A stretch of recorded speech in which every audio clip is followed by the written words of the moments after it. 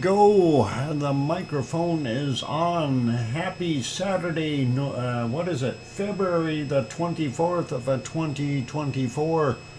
And welcome on board. I'm your host, DrFox2000. You are watching VolcanoX live stream. And wow. Hey, thank you for the welcomes, everyone. I appreciate that from John and Dave and Sarah and Sue and Henry, and Dave's not here. Thanks, and Jem as well. Got home from work, awesome, and thank you, Tanto, bonjour, or bonsoir, I guess it would be, since it's evening.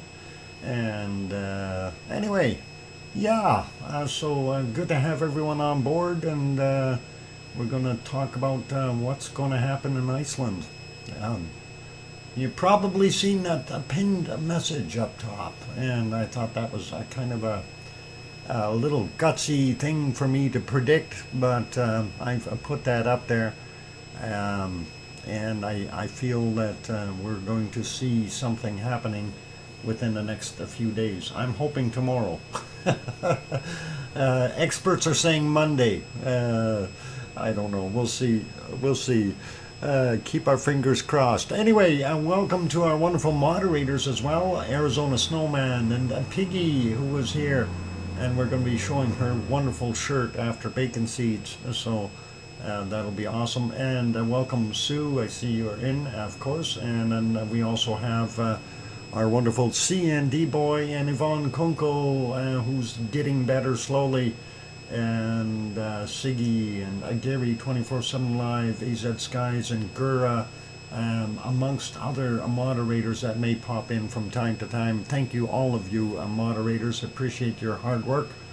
Ray Cola, no, that's not Ray Cola, John. It's Rayola. It's all good.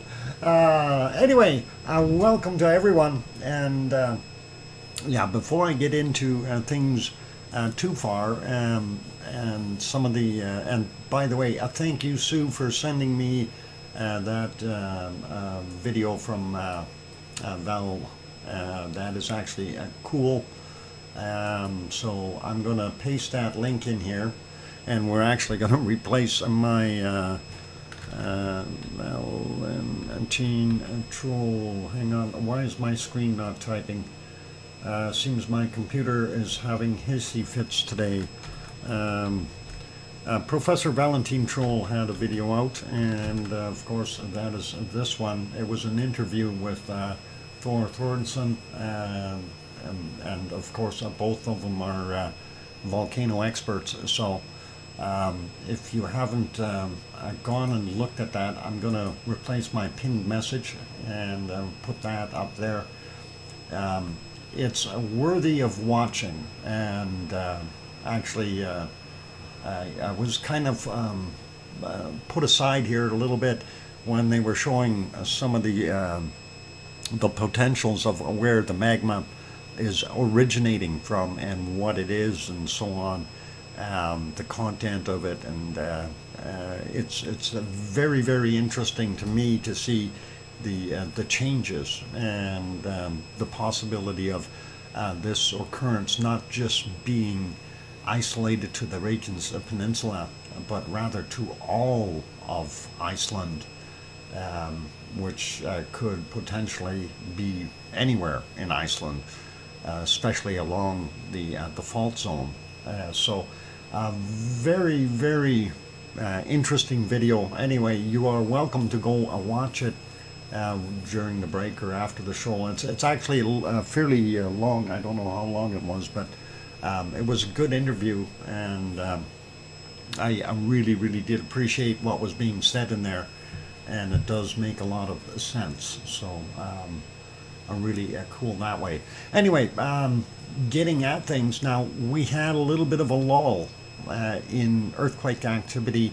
And then again, we see the earthquake activity. It's 23 minutes or so. Thank you. Oh, wow. Piggy gifted one membership and nailed a Sue right on the head with it. Way to go. I see that. Awesome, Piggy. And thank you for gifting one there, and congratulations on Sue for getting that. So that is a really, really cool, very nice shot there. So all good, all good. And Sue gets a hug too. A gift membership and a hug. Wow, that is really good. Anyway, yep. Oops, I mean Piggy. Okay, no worries, Sarah. We have that same problem. I'll end up calling Sue Piggy and Piggy Sue. Hang on, that kind of Piggy Sue? No, never mind. That's going with nameplay. Let's not do that. Anyway, thank you, Piggy, and congratulations, Sue. We'll try to keep that straight. All right, so let's Peggy Sue. Yeah, there it is. I knew that was coming up. Yeah. It's a classic song. Yeah, I guess it is. It is. Just a little bit of a potential fun there. Funnery. Anyway, let's put this on here for a minute, and I'm going to refresh that one as soon as I can get to it. Let's see what we can see here on the Grindvik chart. And of course, you know, what we're watching is basically our magmatic, our purple, did rise up a little bit and drop back down. Our seismicity, our green, is waved down, went up, and on the way back down with a few bumps in between. So kind of wondering what all is happening, but mind you, the amount of quakes we're seeing, it's also interesting that they're not large quakes. Okay, one of the things is, you know, when we kind of watch, when we're watching for magma movement, we're looking for the smaller quakes. And what do we got? We've got smaller quakes. So that's kind of what that prediction may be very, very accurate that Thor Thorson threw out there as far as being on either late Sunday or Monday. Let's get over to the uplift chart for Schwarzenegger and taking a look at what we're seeing here. We are seeing that pattern of, you know, it's pushing, it goes up and it drops back down. So my thing of a pulsation is still there. Mind you, we are above the threshold level of the last eruption. So anything can potentially pop at this point in time. So if you're so inclined to go through and want to take a look at some of the other areas and see what kind of uplift is happening, you're more than welcome to go take a look at the actual map, which we're going to right now. And that is, of course, that is not the map we are looking for. Let's shut that off, and how about that? That is the map we are looking for. Well, that was yesterday's sneaky capture I did there to get that other shot to show. For the birds, okay, so let me get on there. And of course, what we're seeing here, again, a lot of small quakes in the area, as well as over in Fröjedalfjall again. So what is going on underneath there? Are we in fact seeing magma movement? And I'm inclined to believe that. This is in the last 12 hours. We've had 59 quakes all over Iceland. If we zoom out, we see again the majority of the quakes are concentrated on the Reykjanes Peninsula, but we do still have some quakes happening over near Grimsvatn, Barnabunga, and that general area as well. And again, as previously mentioned, here's our continental divide in between here of the two continental plates. So to see some action on a corner, not unusual, because it is a stress point. So for things to be going on there, that's what we got.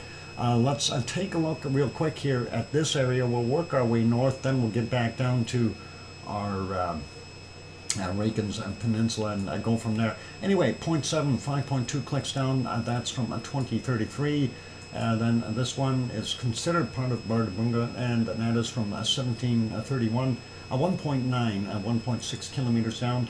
1727 we had a 0.4 of 1.1 kilometers down, and then just to the northeast we had a 0.86, 563 meters down from 1340, and a 0.3, 5.2 kilometers down from 1340 time-wise, and that is right there, Bardabunga, and there's your Grimsvötn down here. So, and again, you can see that dark purple line here.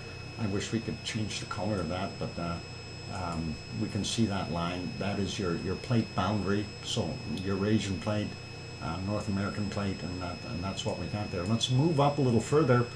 We don't see anything at Askja. Herbert had a 0.7, 5.4 kilometers down from 1906, and we move further up, 0.05, very small, 1.8 kilometers down, 1246. The other one is a 0.35, 3.2 kilometers down, 1151. Now, getting over into our business area here, we can let's look at the stuff out in the water first, get rid of that. 1614, a 0.8, 1.1 kilometers down, further closer, I guess, in 0.7, 16.8 kilometers down. 1640 was the time on that. That's not too far away from LD, and neither are these other two that are showing there. 1424, a 1.16, 8.3 kilometers down, and the 1.3 is only 1 kilometer down and happened at 2023. So that takes care of those. We'll get back to these in a second. We'll get these little ones up here. 0.8, 5.3 kilometers down, 1653. This 0.35 to the east is 8.3 kilometers down, 16 minutes after 1300.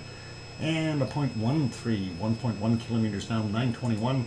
0.5, 9 kilometers down from 1945. And then we move in here, and we've got a whole little cluster, or a micro swarm, whatever you want to call it. Biggest one out of the batch looks like a 1.95, 5.1 kilometers down, 1607 time-wise. The other one here, a 1.4, 3.1 kilometers down, 1625. A 1.1, 7.3 kilometers down, 1645 for him. And the rest are well below 1. So not worthy of really having a look at them. I just want to kind of see depth-wise. So 3.6 clicks down for that one, 4.3, 3.4, 4.7, 7.3, a little deeper, 5.4, that 0.3 up there, 3.7 kilometers down. So potentially, yeah, this one here, 0.1, 2.7 clicks down, that's about the shallowest that we've seen in there. So yeah, maybe this one is a 0.15, 2.2 clicks down. Still a long way to go. If there was a potential of something coming up there, I don't believe there is, but let's leave that. We got a 0, 6.4 clicks down, 1756, a little further south there. And this is a 0.58, 8.1 kilometers down, 1352.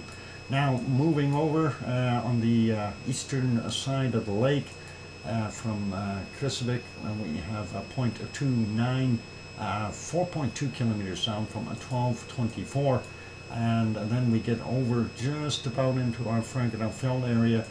This one is a 0.84, 8.9 kilometers down from a 1003. 0.82, 4.1 kilometers down, 1123. And this one here, 0.2, 4.9 kilometers down, 1101. Now, this brings us back into the heart of our Frankenfeld system, and of course, this is where Ragnar is located.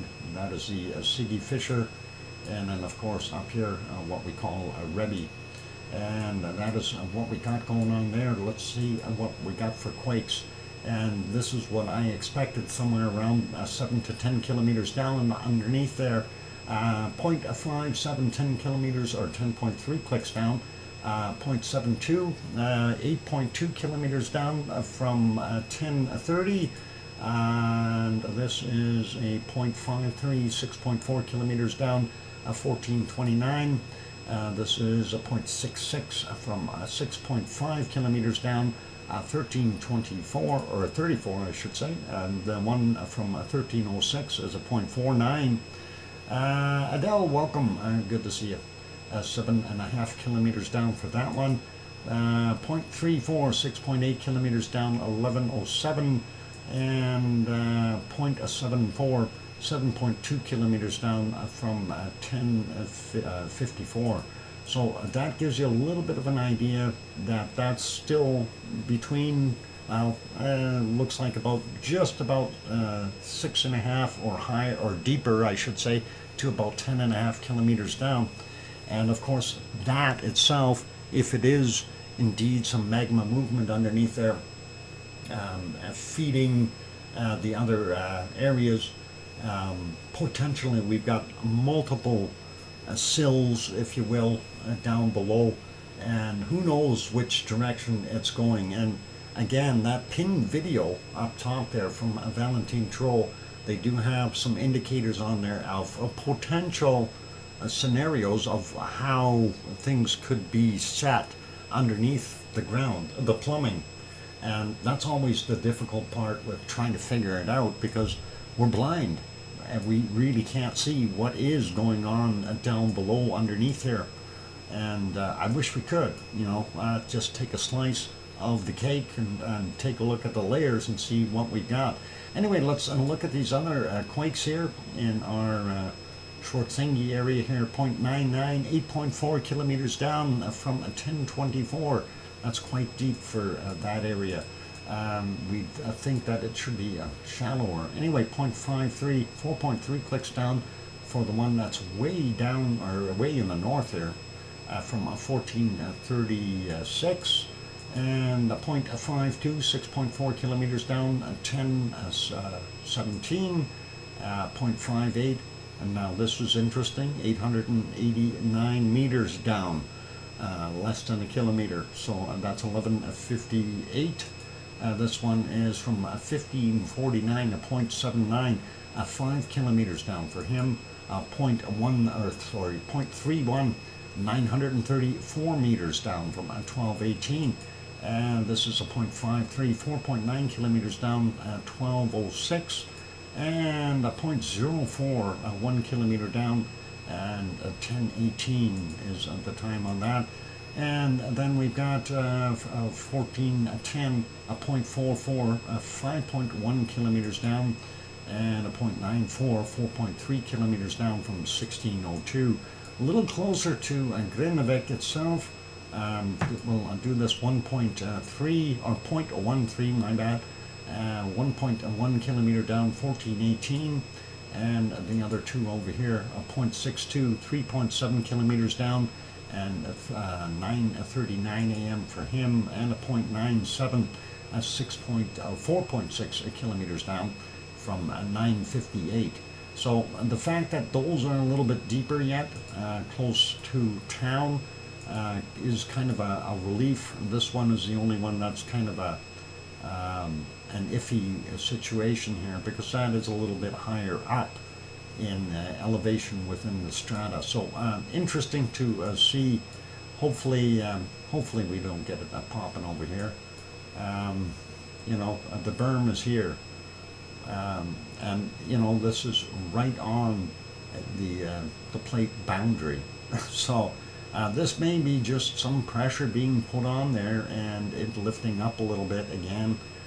Because we do have uplift, and that is this area that is being uplifted. So to see these is not uncommon at all. Everything in this area being slightly elevated. So this is what we're probably seeing. Things are starting to lift up once again, as we know that because of what we see in the other charts there. So again, for those people who are inclined, if you want to take a look, there's all kinds of sensors on here on the map. You can turn them on, the GPS stations and the seismometers on the chart here. You can just simply click them to turn them on. but they've installed new ones in some areas, and it's nice to see that. So we've got a lot to choose from, and you can do some really good record keeping if you want to go through the potentials. Now, the thing is, I don't have any right in here because I think they're afraid it's just going to be a waste of a sensor as the lava flows over it again. We do have, where is it? Down here, there's, there he is, this one here. It's nice to see that one as well. And again, here's your plate boundary, so we're fairly close to it, and that's kind of neat to see. So, yeah, if you haven't gone and looked at that video, I would recommend watching it. As Sue mentioned, it's about 23 minutes in length, and it is very, very informative as to what they were talking about as far as the potentials for new eruptions. And it's not just for here. You know, the whole area of Iceland, of course, is sitting on that mantle plume. Let's see if I still have that picture loaded. Yeah, you know, there you go. That's what they figure is underneath there, right? So you can see Iceland right at the very top of that shot, and that's kind of a mantle plume showing the way it is. So it is kind of neat to see that. You know, and that is what's kind of the role player, if you will. That's where the source is, but where's it going to pop up next? Well, we'll see. It could be anywhere in this vicinity. And you know, again, I'm still thinking it's going to try to grab a weak spot. Whether it is over here again, that is yet to be foreseen. But you never know. You never know. And expect something to happen soon. Yep, we do. And because the uplift is already over that potential threshold point of the previous eruption as well. And that is something to consider. And every time we see that, we do end up with an eruption. And hopefully we'll see. Yeah, careful poking at things there, Dave. Anyway, and that is a kind of Iceland in a nutshell. And hopefully we will see a little bit more action here within the next day or so. And I think it's really, really cool. Okay, let's grab some other ones here real quick before we lose light. And let's go head on over to Mexico. And we'll see what we've got going on there. And of course, Popocatépetl in Mexico, about 70 kilometers southeast of Mexico City, continuing to do what it loves to do, and that is throw out all kinds of things. Wow, Sharon Stewart, thank you very kindly, Karen. Sharon Stewart, I'm writing that down. And gifted a 10-pack, gifted a 10.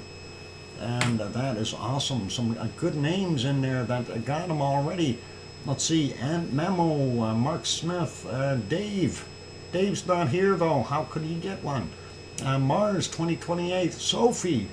Wow, Timothy Sawyers and Tony Velez. Evstert, I don't know if I pronounced that correctly. And Lakushla. I don't know those ones, but way to go, good targeting, and awesome. Glad those people got them, and thank you very kindly, Sharon. That is very nice of you. Anyway, we see what it's doing there at the Popocatépetl, and if we go back in time, we continue to see that large plume as it is billowing out all kinds of dirty ash and other tephra material. Even going further back, you see what it's like there. So this is 6:52 a.m. and even let's see if we can get a nicer color shot. There you go for a morning shot of Popocatépetl. Doesn't that look like it's just all on fire? A lot less snow up there too, which is kind of interesting. Anyway, yep, you wouldn't want to be downwind of that thing right now. And then when we get into the nighttime view, it was continuing. This is at 6 a.m. If we go back even further, 4:46 a.m., still the same thing. This thing is just cooking up a storm. And it doesn't really matter where we head to time-wise. That's a 4:02. Let's go all the way back to the beginning here as soon as it lets me. And there, at 3:19, look at the amount of ash coming out of here. And thankfully, that moonlight is certainly helping show us what it is doing. So, Popocatépetl, very high levels of ashes coming out, and the tephra, and I'm sure that ash is ending up in all the wrong places. Again, here, this is back to live at 15:27 their time, and we can see that billowing is still continuing. So, you missed the Icelandic sunset? Yep, I did too. Darn it. Anyway, let's continue on with the other ones. I'm going to make this one smaller. Next one is our wonderful Fuego in Guatemala. It is erupting as well, not as big as what Popo is doing, but it's certainly in there with a few of those neat shots. These aren't anywhere near what we've seen potential-wise from this volcano, so smaller puffs. I don't know why. Let's see, should be a bigger one here. Well, it's not that much bigger. And again, you see what's going on. We don't see that remnant clouds of dust on the bottom of the hill here, so we know there's a lot more or a lot less material coming out. This one had a little bit more there, but not by much. And if we go back into the nighttime here, I'm trying to get onto the one that I've seen. And that would be right around here. Let's let that one play through, and then we'll have a look. Oh, it didn't start. Then we'll have a look at a couple of the other volcanoes really quickly. Anyway, there you go. That shows you what a more intense eruptive shot was like, and you can see the lava bombs landing on the top of the caldera there. Awesome stuff. I gotta love it. Gotta love it. And of course, when you see a nighttime shot like that, that's almost picturesque, if you will. Very cool to see that.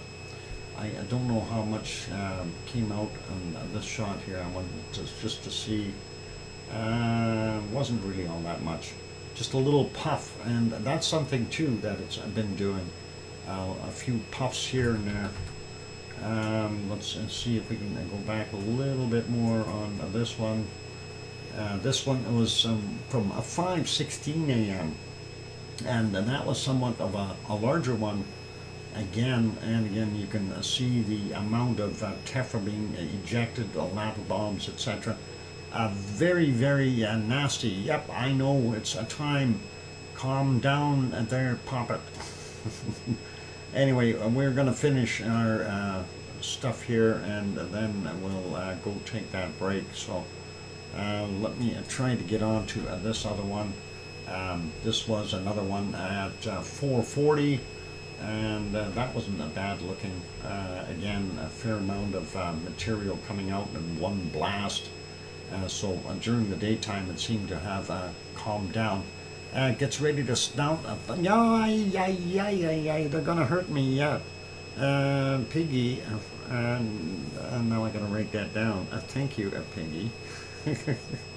Okay, I'm gonna hurry. All right, I'll put this back to live. We'll make that small, boom, and we'll go to the next one. This is Messiah Volcano, and this one was from 6:47 this morning. You can see the arc of the lava down below, the very deep caldera. Don't fall in there. Messiah in Nicaragua. Let's refresh that real quick. And got a lot more cloudy this afternoon. All right, let's leave that one be. Hey, look at this one. This, I know, this is a scary sight. This, of course, is Rincon de la Vieja in Costa Rica. It's a jungle out there, but we can see the volcano. Isn't that neat? And we can also see that it is kind of, looks like it is off-gassing something over in that area. So definitely something going on in that caldera. Let's leave that one be. We'll move on. And here's the next one. I'm not so worried about the first one here. Mind you, we got to refresh both of them. This is old news already. I want to see what's going on now, right? So let's look at that one. This is Laguna del Mole in central Chile area, or I think it's, well, I don't know if it's central, but Chile. And that is what's going on there. Not a heck of a lot. The other one here is Villarrica, and that is in central Chile, and it is doing its thing. Last night it was pumping out a fairly larger plumes of lit up material. I don't know if any ejecta came out of the cone itself, or if it was just within the cone or the caldera, but that is what we've got going on there right now. So potentially a more eruptive activity going on there. Let's put this back over here, back onto Iceland, and Rincon, yeah, uncloaked today. It's about time, Sue. It was horrible always being cloaked. Anyway, we'll get things set back to where we need them for right now, and I will go for a break. So for those good people, oh, we didn't talk about, we'll talk about that when I get back. I'm going to go take that break before I get bopped again. Yeah, hit the like button if you haven't done that as of yet. Also, if you have not yet subscribed, consider subscribing. On that friendly note, I'm your host, DrFox2000, here in Edmonton, Alberta, Canada. I will be back in 5, 6, 7, maybe 8 minutes. I don't know. Who's counting? I'll be back.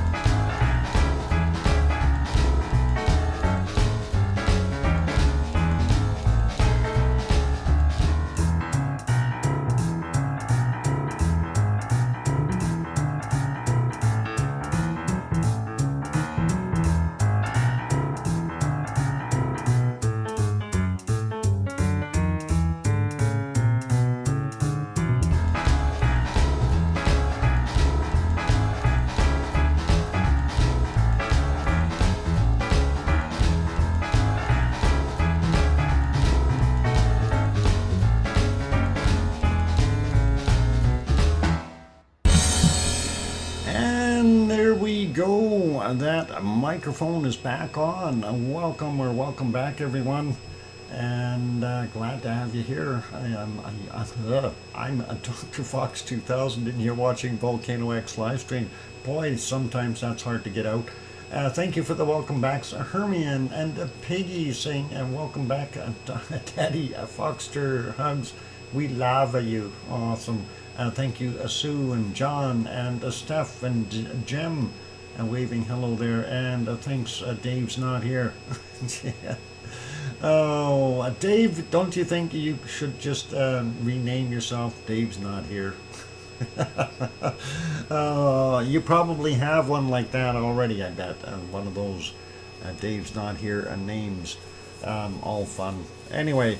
I did want to touch on something else in Iceland here before we get too far into other things, potentially. And let's just hi, Dave, not Dave. Dave, not Dave. Okay. Anyway, looking down in the forefront, we see all these lights here, right? And of course, they are continuing with the work on the water pipe.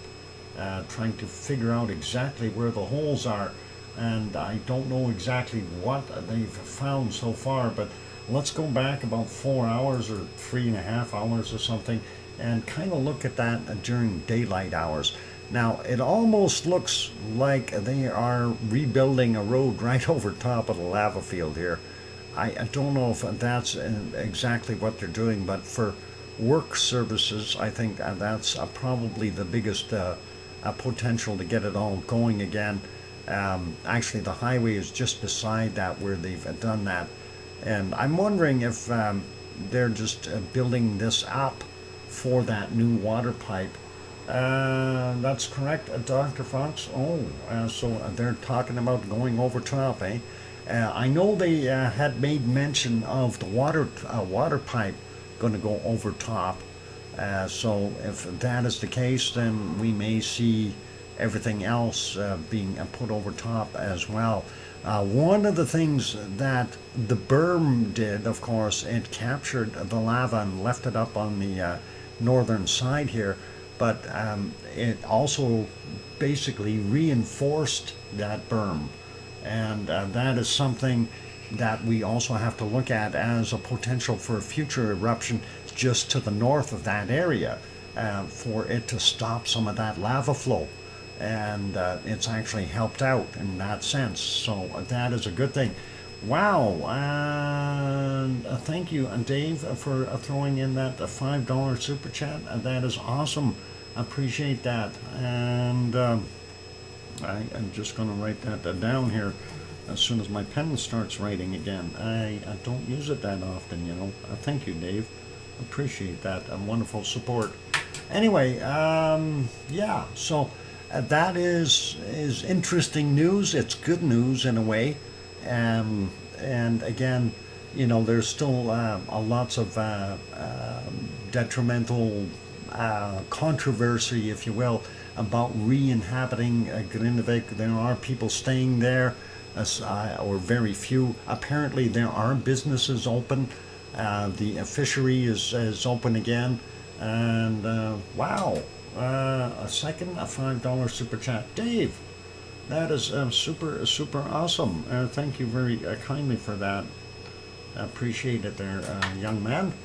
Awesome. Anyway, so in a way, it's good news that they're getting the things going in that respect. And of course, in my opinion, I think they should maybe have several other escape routes out of there, out of Grindavik. And when I was thinking, and again, you know, why is there not a road going out here somewhere? You know, that would be a smart move to have a road over here joining up with what was it? Is it 428 over here? 427? Wow, Dave, you're broken. Something is repeating here. Thank you very kindly for that, Dave. Appreciate that as well. Wow, that is awesome support. Yeah, yeah, Dave is back. Dave's not here though. For a guy who's not here, he's sure doing that wonderful stuff. Thank you, and you are welcome. And thank you for supporting the channel. So yeah, that's one of the things that I was kind of referring to here. You know, why is there no road out of this backside? I know it's land ownership could be a part of the deal or something, or is there potential for you know, disaster? You never know. But that is something that might be needed if you know, you're going to re-inhabit the town, and possibly, you know, some other exit. I know down to the harbor there's a potential for getting out onto a boat if that came along, but still that leaves, you know, the whole area a little bit susceptible if they only have those two routes out right now, and the third one, of course, via the sea. Hopefully things will pop in and be thought about and get into place. I know the Icelandic people are very smart when they're doing these things, and they will leave themselves a proper out. So that is something to consider. But I'm glad to see that they are progressing here and getting things back into shape, and hopefully they'll have hot water to the entire community in, you know, I don't know what the time frame will be, a week or two. Okay, there is a road there. Oh, there is. Okay, I wasn't aware of that, Andrew. But if there is, that's a good thing. You know, for people to get out on that back end. And maybe I should have looked at the map. Maybe it doesn't depict it on the other map here. Like when we go over here, let's see if we can see in here. Yeah, this road. Oh, okay. There is. Oh, I didn't even realize this is here. So yeah, there is another escape route. So that is cool. I didn't know that one was there. Thanks, Andre, for pointing that out. So yeah, you can zip down along the harbor and then get onto a 425. There it is. That's what I was looking for. It's not 427. And Dave, I think I've turned blue on the docks. What? Oh, I don't know what's happening there. No, docks, surprise, okay. Thanks, Dave. That is very kind of you to throw another super chat in. All cool.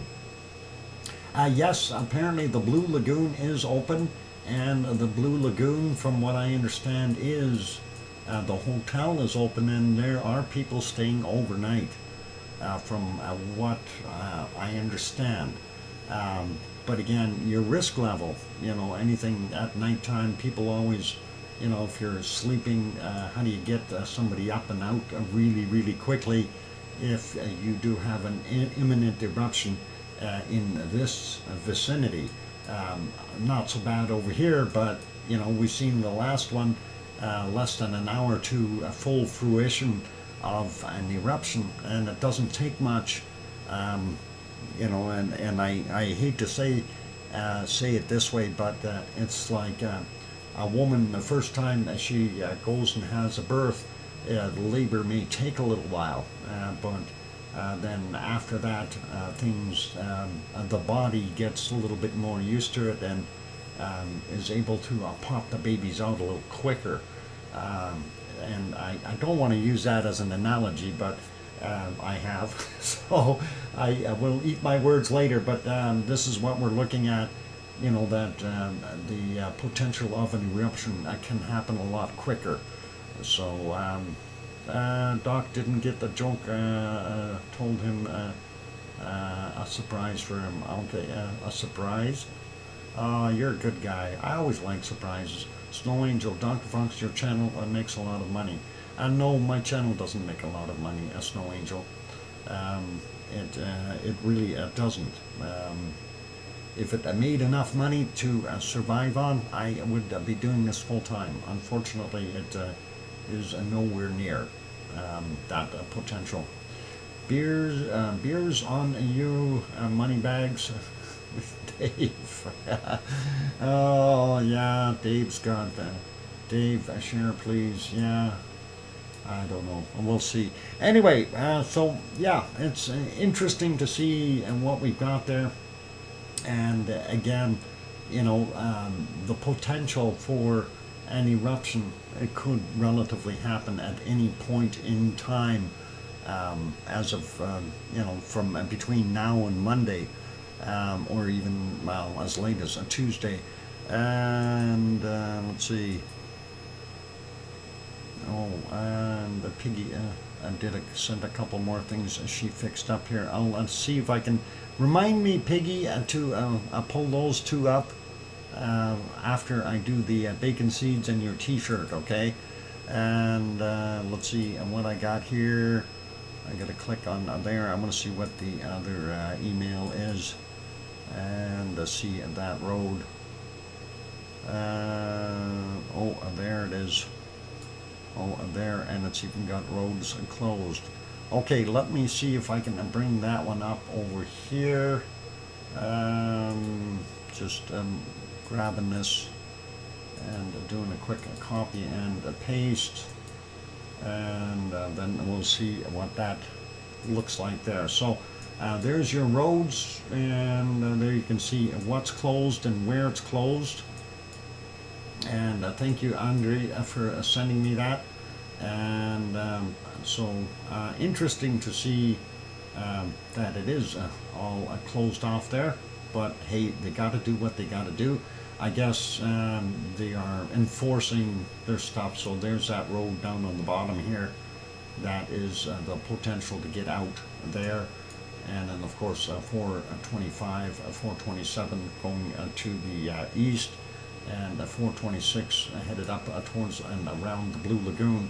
I don't know about passage on that. Obviously, people are traveling on there, so it is open, and they've got some cameras labeled on here as well. Yeah, Andre, is it okay to share that one with everyone? Just curious if we can do that. Is that allowed? I hope. Liz Markman Moyler, welcome. Good to see you. Thank you, Piggy, for the 5-minute warning. If I still open-eyed.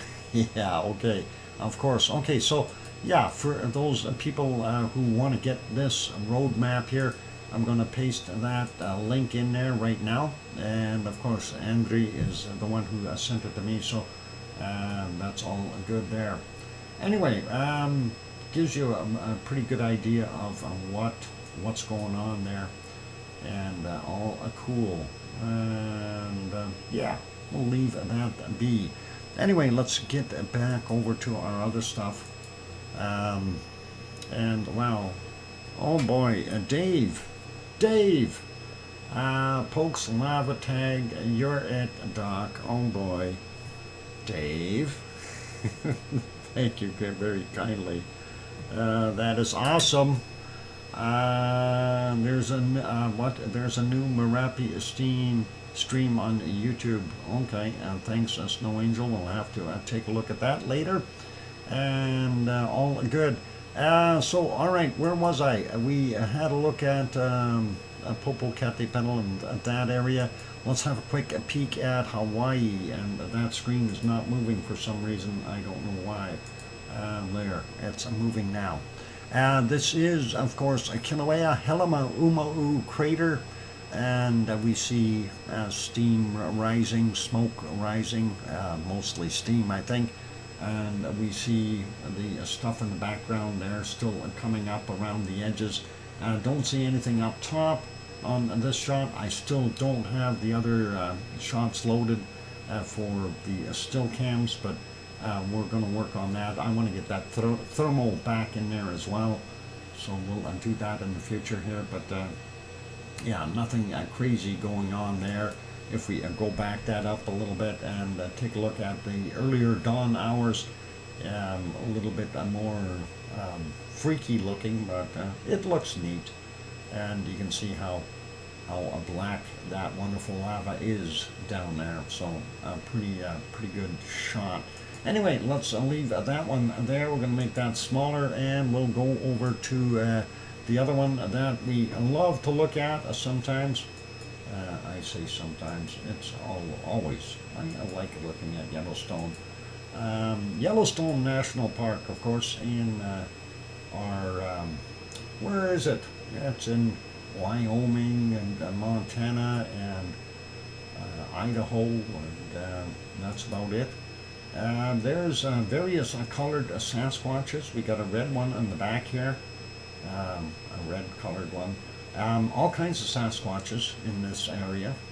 There's a potential of seeing many more in the summertime. There's more over here as well.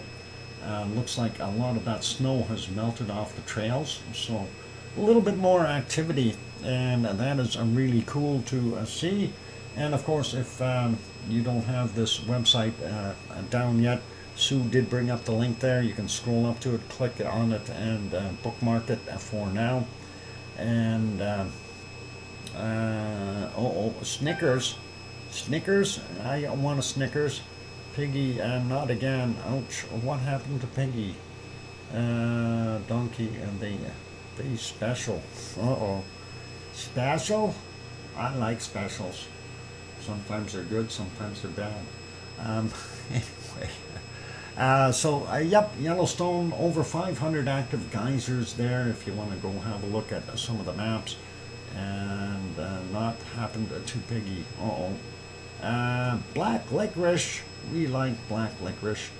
Yep, and that's good stuff.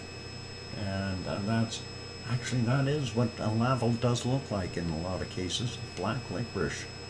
That's pretty cool. Someone sent a dog chocolate from some exotic places. I've gotten chocolate from Holland and Belgium, and I had some from Australia. And there's Evad Soar.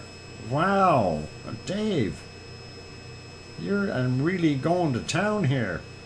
Let me just count that.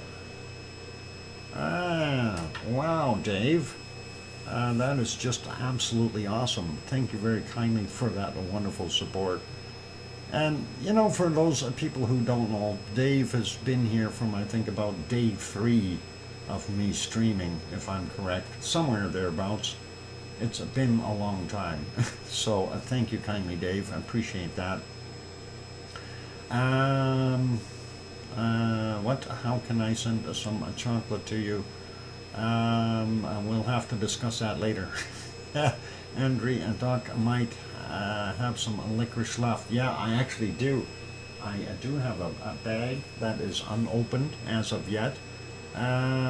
Started a new box for Dr. Fox. Oh, all right. Well, Piggy, yeah, I like those what do you call it? Those gummies that you sent. Oh, wow, they were yummy. I should have wrote down what they were. They were good. It's very similar to that. Does your cardiologist know? Shh. Yeah, of course. Shh. No, not cannabis gummies. No. They are jellies. They're like it's almost like a yogurt filling or something. I have no idea what was on there, but it was in Greek. I couldn't read it. And the ones Hermione sent, those were absolutely wonderful too, and I love those. They're good to eat. Chocolate is good for your heart. Yep. Trying to remember. Yeah, I'll have to see. I'll have to go back and look at the picture of the goodies and tell you which ones they were. Okay, all good. All right, anyway, it is time for me to go take another break, ladies and gentlemen, and when we get back from the break, I gotta put that screen back to alive. It's alive. Why is that one buffering? Oh, okay, never mind that. Put this one back there, and that'll get us back to a live screen. So thanks to the moon being out, and the picture on the bottom left there is really visible, and that's because of the moonlight. It's not normally like that, so really nice to be able to see that. If something does pop up, we'll hopefully see it. Fingers crossed that it happens real soon. Time for me to go take that break. After the break, we will have bacon seeds and the shirt that Piggy got. We need to remember that. Dave's not here. Dave's not here. Dave, what are you doing? Thank you very kindly, Dave. That is awesome. A full moon tonight here. Awesome. Good to have that moon out. You can go out and howl. And Yvonne Kunkel is here just in time for me to go for a break. Yvonne, welcome, and hope you're doing better. All right, I'm going to go for that break. Bop that like button if you haven't done so as of yet. Also, if you have not yet subscribed, if you're lurking, peeking in, you like the show, please do hit that subscribe button. That'd be really awesome. Also, just to remind you, up on the top there, the blue pinned message at the top of the chat box, that is Valentine Troll, Professor Valentine Troll's latest video there, or that, well, it's not the latest one, he's got a couple more on there already, but that is the interview with Thor Thornson from Iceland, and it is very informative. So if you haven't watched it, it is worthy. All right, I'm going for that break. Hit that like button. Here's some music. I'll be back.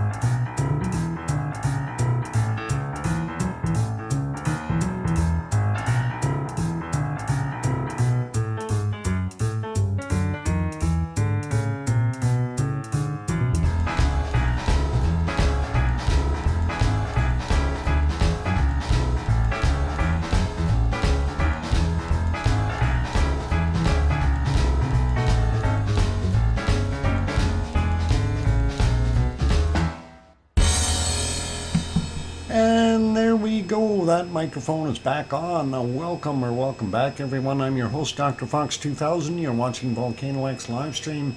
And I see Billy Bob Joe is here. Welcome. Good to have you on board.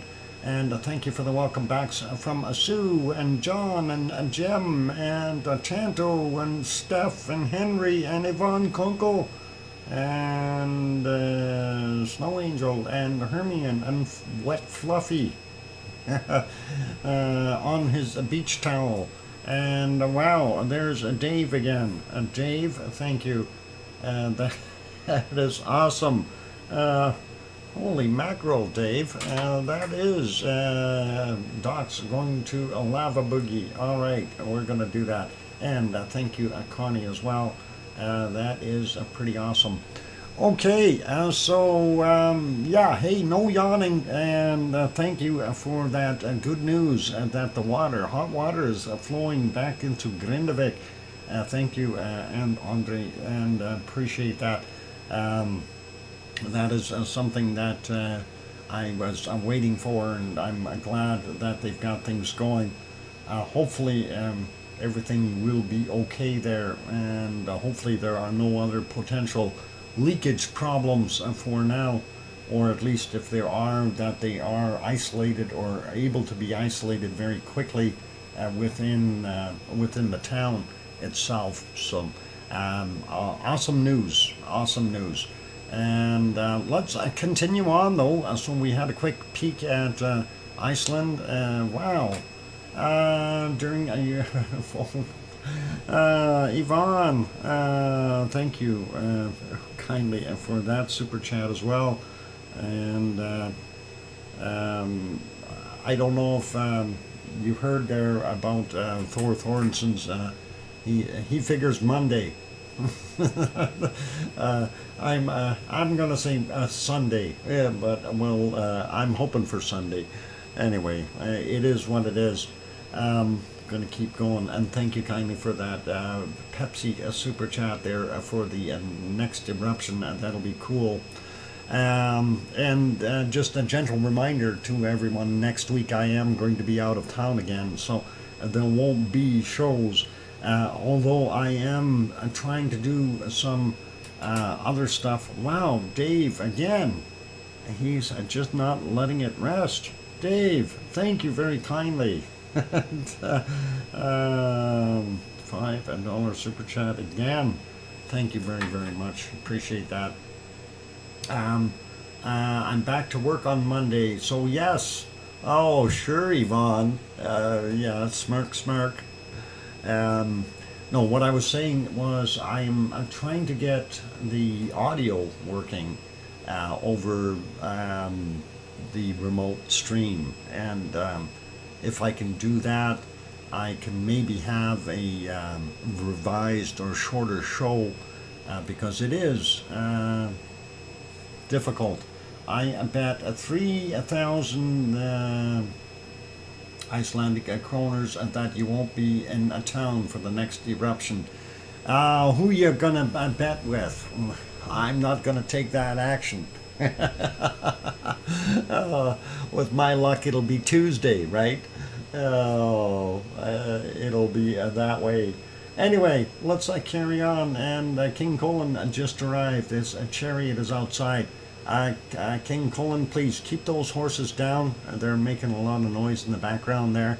Anyway, let's keep going here. Bacon seeds. That's where we're at. And we want to see what we've got for today. Hopefully we'll see something nice. That was the last bacon seed from yesterday, and we'll get on to the new ones. And here's a new little guy, and he's standing on his carpet, so obviously he's a house pig, and he's trained. He's looking pretty good. I like him. He's cute. Nice smile.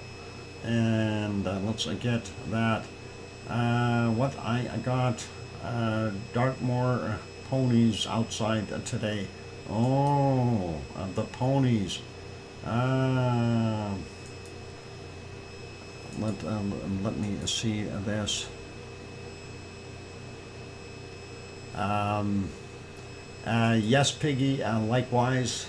Okay, but anyway, let's get back to what we're doing here. So, of course, these two look pretty good. That one is pointing. I think we've seen this one once or twice before, but hey, I like them. They're very inquisitive and intelligent looking. He's pointing over at the fridge saying, look, somebody was in the fridge. They got food. And the other one is, huh? Really? Okay, let's continue on there. And we'll take a look at this one. Here's Mama and her little ones, and the little ones are posing for the photos. Mama is saying, just be careful and don't get too close. They could steal you and make bacon out of you. Little bacon strips, and that is not good. Anyway, Andre, why are you yawning? You're gonna make me tired. What's the matter? It's like it's only 10:16 there. You shouldn't be tired. You should be up all night. Anyway, let's go to the next one. And yep, and that one definitely needs a snout wash. Hogwash. And it doesn't need food though. That belly's big enough. I'm tired. Oh boy. Hopefully you can rest a little bit. And a wonky donkey being in there. Here's another cutie. Hogwash required for sure on this one. And definitely looks like he's got a nice smile on his face. He must have found something. I like those. That is pretty neat. Passes Andre a pillow and a blanket. Okay. Next one. Oh, more hogwash requirements. Look at that. He's got a heart on the side of his front leg there. That's pretty cool. But definitely need another hogwash for that guy. And let's see what else we got. Oh, look at how wee little this one is. That's just a little tiny little piggy. Oh, cute. I like it. It's a one-hander. It's very, very cute. Dirty seeds today. Sorry, Henry. I didn't give them washing beforehand. Welcome, Sheila. I never had a piglet on my farm. Yeah, we never had when I was a kid. Well, we had, but I'm not going to get into that. This guy is cute too. Anyway, looking pretty awesome. I don't know if we need that. Good news, my illness yesterday was just a false alarm. Well, sometimes, you know, Andre, sometimes you get just a 24-hour bug and that kind of thing. It can happen. I know it happened to me before as well. So, Simba. Simba. All right. Next one is this cutie, and nice, a smile and a nice bopper. I like that. That is an awesome looking little pig. And then we've got our last bacon seed for today. Let's see what we got there. And that is this little guy sniffing some flowers. And that's just a little wee one. And that is always cute. I like those little guys. They grow up to be, rusty. They grow up to be a little bit bigger.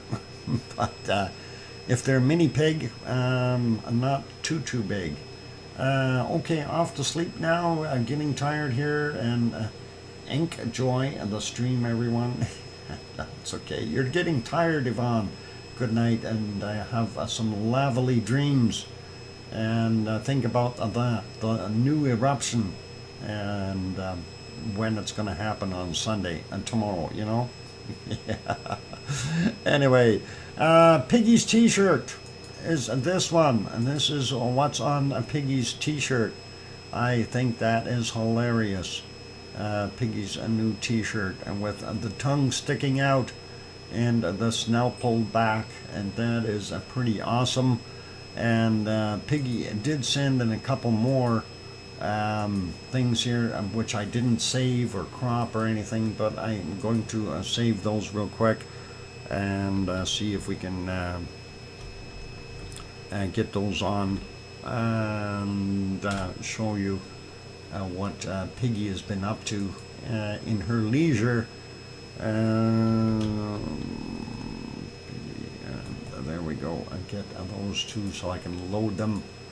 And yeah, drink a Pepsi Max. I wear it with a pride. Oh, awesome, Piggy. Awesome. And let's see the other ones here. Let's make sure I'm in the right place, and we'll see if I can find it. Where did they go? Piggy 10 there. This was one of those things that Piggy did up there, and that looks pretty awesome. And then she did one more. If we can find that real quick. And where is it? There it is. This one's a little bit further away, so harder to see, but that's okay. And it looks like I'm really having a hard time. It's a dragonfly on a flower or something like that. So that is pretty neat. Neat to see, Piggy, and glad that you are keeping yourself busy, and that is pretty awesome. So awesome stuff. All right, let's wipe those out. No, I don't want hay fever. I have some of that. I'm going to leave that there, and we will remove those other ones right now. Let's see. Whoop. And get ourselves back into action. All right, we've got a few minutes. Let's boogie on over to Merapi and see what Merapi is doing.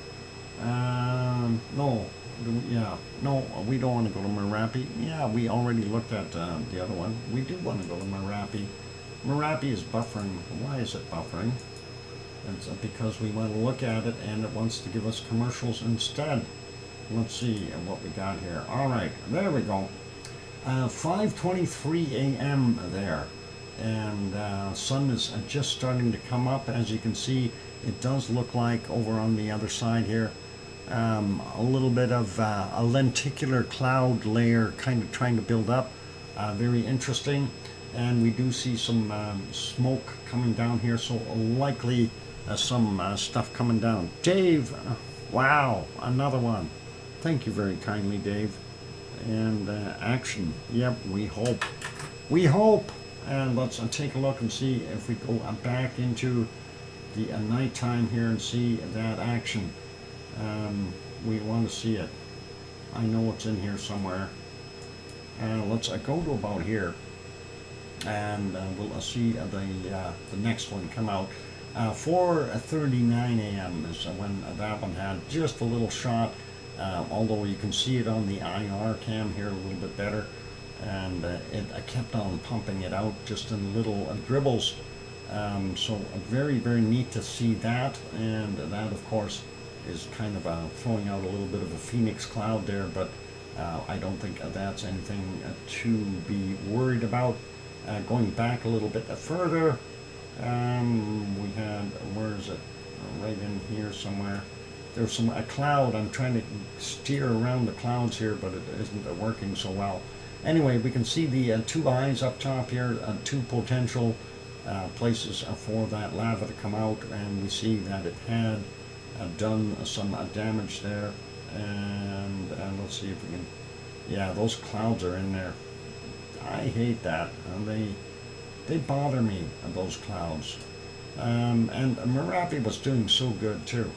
Anyway, that is a little bit earlier. This is actually the previous day at 2043, and of course then we get into further back, and the picture was really, really bad. So unfortunately, not as much going on there as we'd like. Let's put that one back on live, and we'll make that smaller.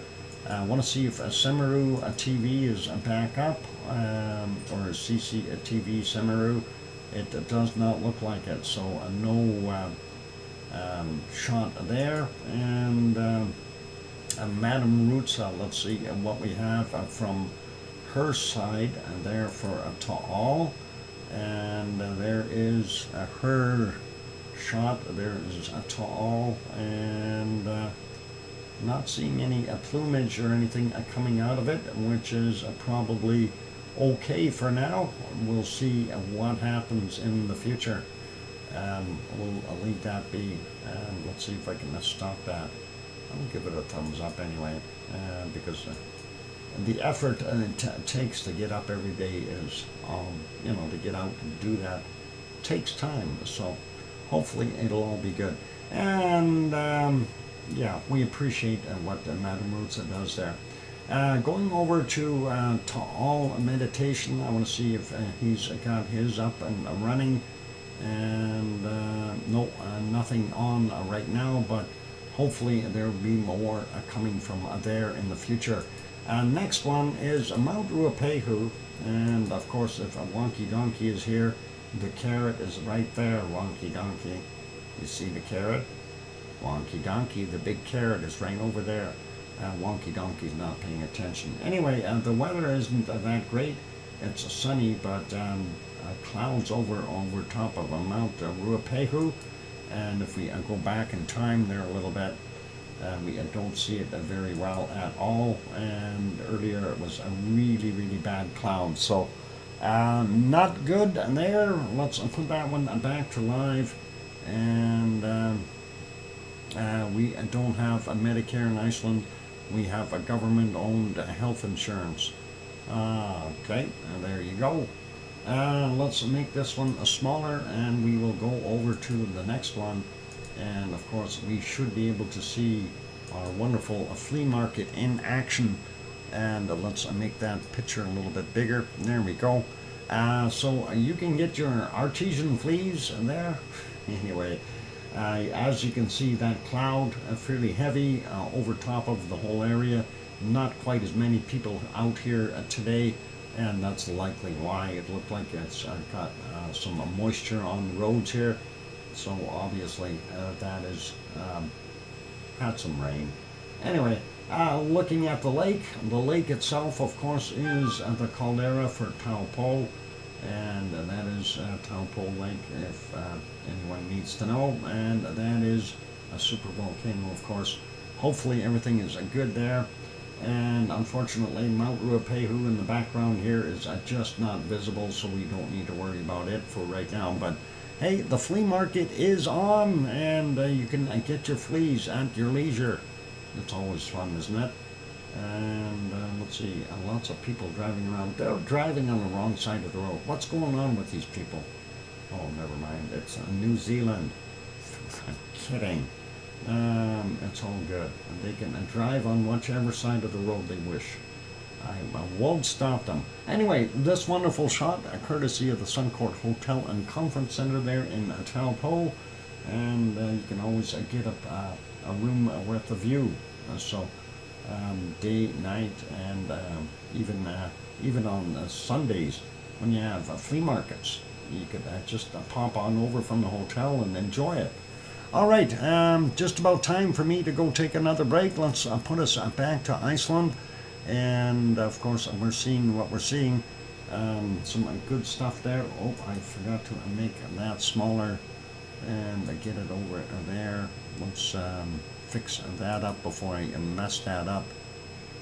There, make it smaller. There we go. Now we can go over there.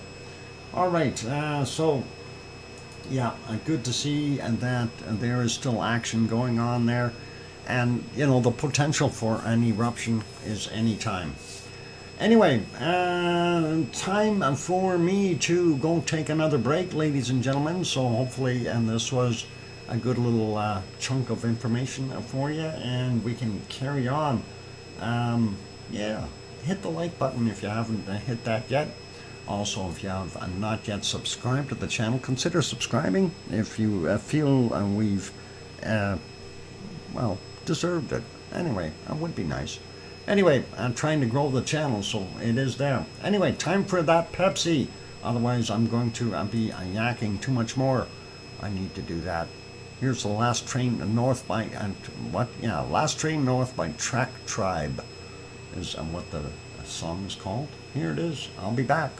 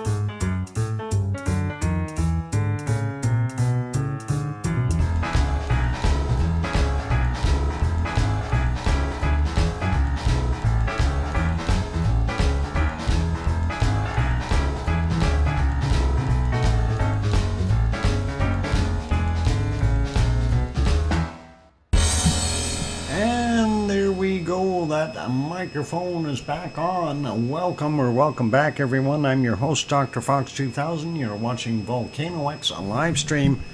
And thank you for the welcome backs from John and Sue and Steph. And I hear you, DrFox2000. Or I gotta do that a little bit better. I hear you, DrFox2000. From Sharon Stewart. And thank you for the welcome back from Jem and Henry and Mars and Connie. And Hermione and Fluffy. And Dave throws in another one. Wow, thank you, Dave. That is awesome. And that is really wonderful to see that kind of support. But you know, a simple thank you would have been just as easy.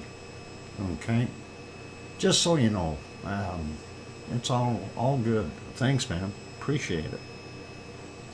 And thank you, Wonky Donkey. And let's see, who else? I said welcome back. Okay. Anyway, March 3rd, the concert for where is that being held, Andre? Just curious. You're welcome times 1,500, no, 150,000. Okay. I'm not going to bed yet. No. Oh, it's going to be in Reichensburg. Okay, cool.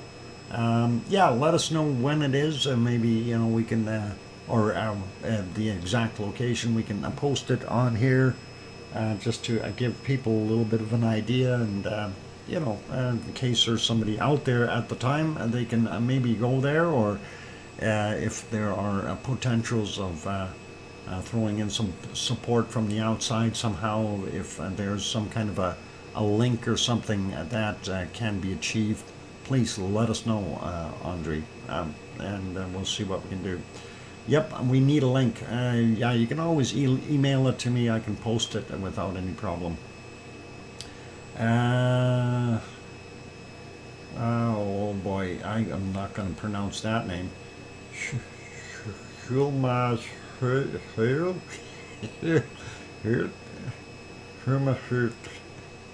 Reichensbad. Okay, we need like a real place address. Oh, anyway, let's carry on. Where were we? We had a look at our stuff over in the Indonesian areas and so on. So let's pop up to Japan and see High Hill A. High Hill A? No. I'm finding a link as we speak. Awesome, Andre. Anyway, let's go over to Japan. Let's see. Japan's not doing so good today. They got yucky weather. I hate when they have a yucky weather. But the ice cream boat is coming in. It's the pink one. So strawberry special on its way to the dock. There's your pink ice cream boat inbound. Sorry, I had my hamster over it. I got to keep that hamster off there or it'll poke it and sink the boat. Oh, I hope they don't get a leak. Yep, and go get that ice cream. And that'll be awesome. Thing that we noticed with all this cloud though and the rain, we're not going to see Sakurajima very well at all. But the ice cream boat is definitely visible in between raindrops. So very, very cool. And yep, Sue is on her way. She, instead of doing cartwheels, should be holding an umbrella though. I think that might be the better thing. Anyway, let's leave that guy be. Let's go have a look at some of the other shots here. And of course, as I mentioned, the clouds there, it makes it impossible to see anything. Let's go back in time a little bit and just find out what we got. 3:50 a.m. Yep, that cloud layer was fairly low. You can see where it's sitting. If we go back a little bit more, about 1 a.m. right there. And that is what we've got going on. Interesting, but nothing too crazy there, and no glow or anything like that. So I'm thinking all is quiet. Well, we see this is getting back to 8:19 yesterday their time, and we do see some plumage coming out of there, but also off-gassing to this side. Trout bubbles, getting my Merdswicks starting to bop backwards. It's okay, we'll get it back to normal. Anyway, let's put that back to live. That is the current condition, unfortunately. And let's see, here is the other side of it, looking at it, but that's not live. That was during the night. This is during the day. And as you can see, you can't. You can't see it, so let's leave it there. Mother Nature doesn't want us to see. Let's go over here to this next one. This is ASO, and as you can tell, ASO is throwing out its potential gases there, and other steam and volatile things you don't want to breathe. So that is pretty cool. Looks like it rained there, probably adding a little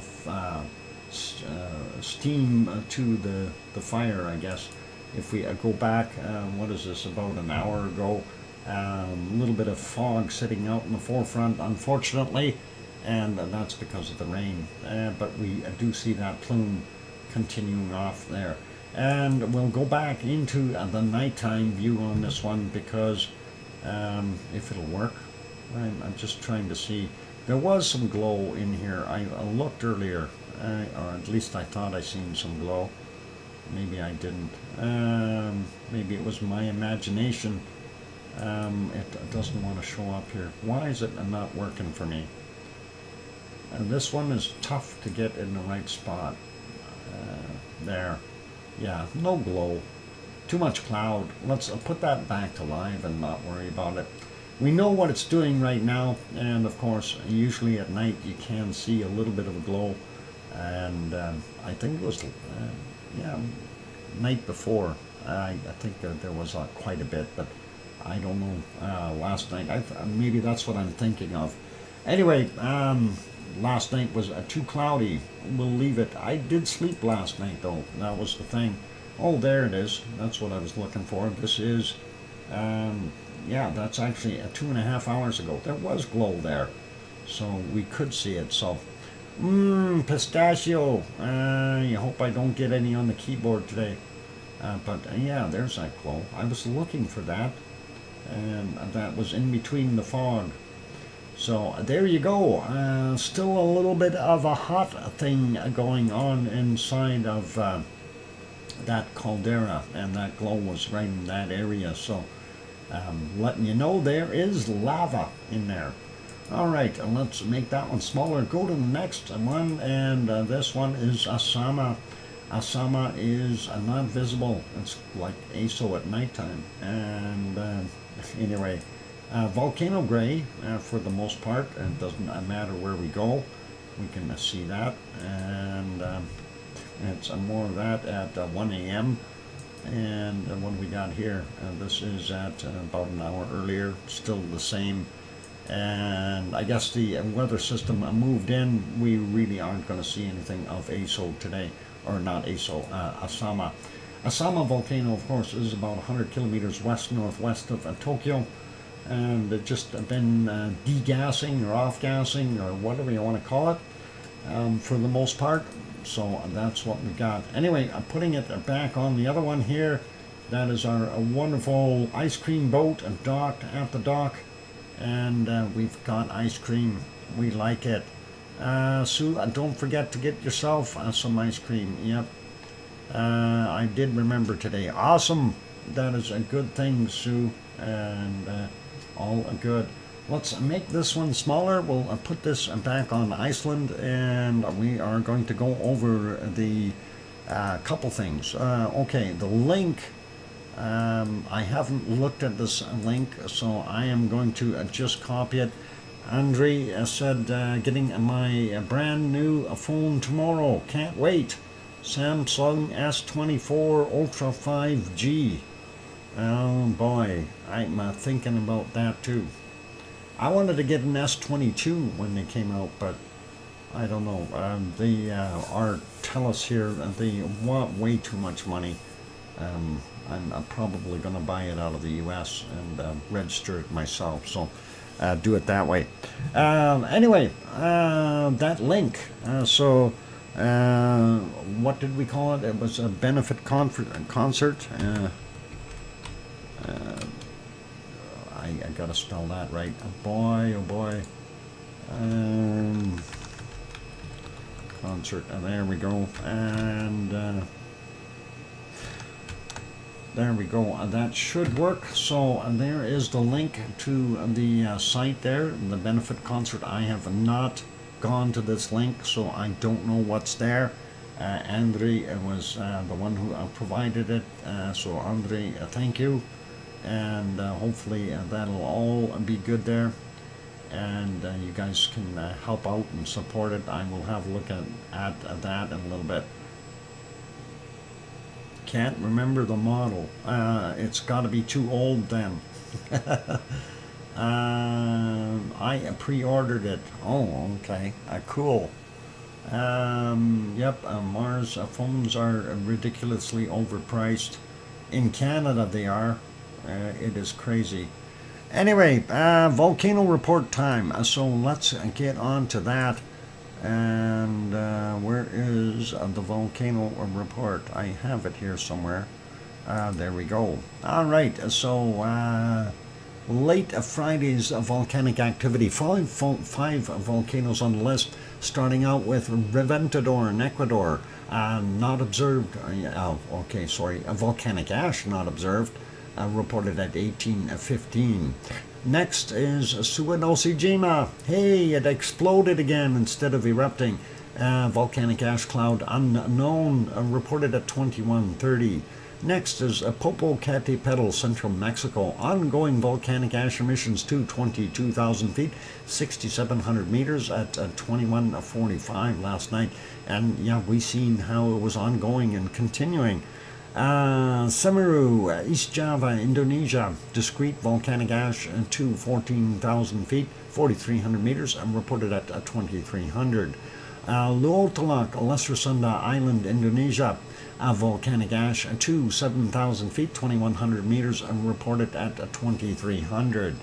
That is yesterday's stuff. And today we've got 14 on the list. Wow. Fuego, Guatemala, new volcanic ash emissions to 14,000 feet, 4,300 meters, reported at 15 minutes after midnight. Frequent volcanic ash emissions to 15,000 feet, 4,600 meters, reported at 12 noon. Next is Sapancaya in Peru. Volcanic ash not identifiable in satellite data, reported at 30 minutes after midnight. And then unable to detect, reported at 7 a.m. and 18:30. Today. It's because it's got a total cloaking field up.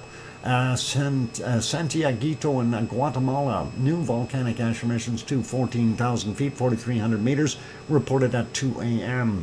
Then frequent volcanic ash emissions to 13,000 feet, 4,000 meters at 1,400. Reventador in Ecuador, volcanic ash emissions remain possible to 14,000 feet, 4,300 meters, reported at 3:45 a.m. And Manam in Papua New Guinea. Manam. Sorry, I just like that song. Manam. Me. Never mind. Bad humor. Lu Tobai, Lucky, Flores, Indonesia. Separate report from 4:55 a.m.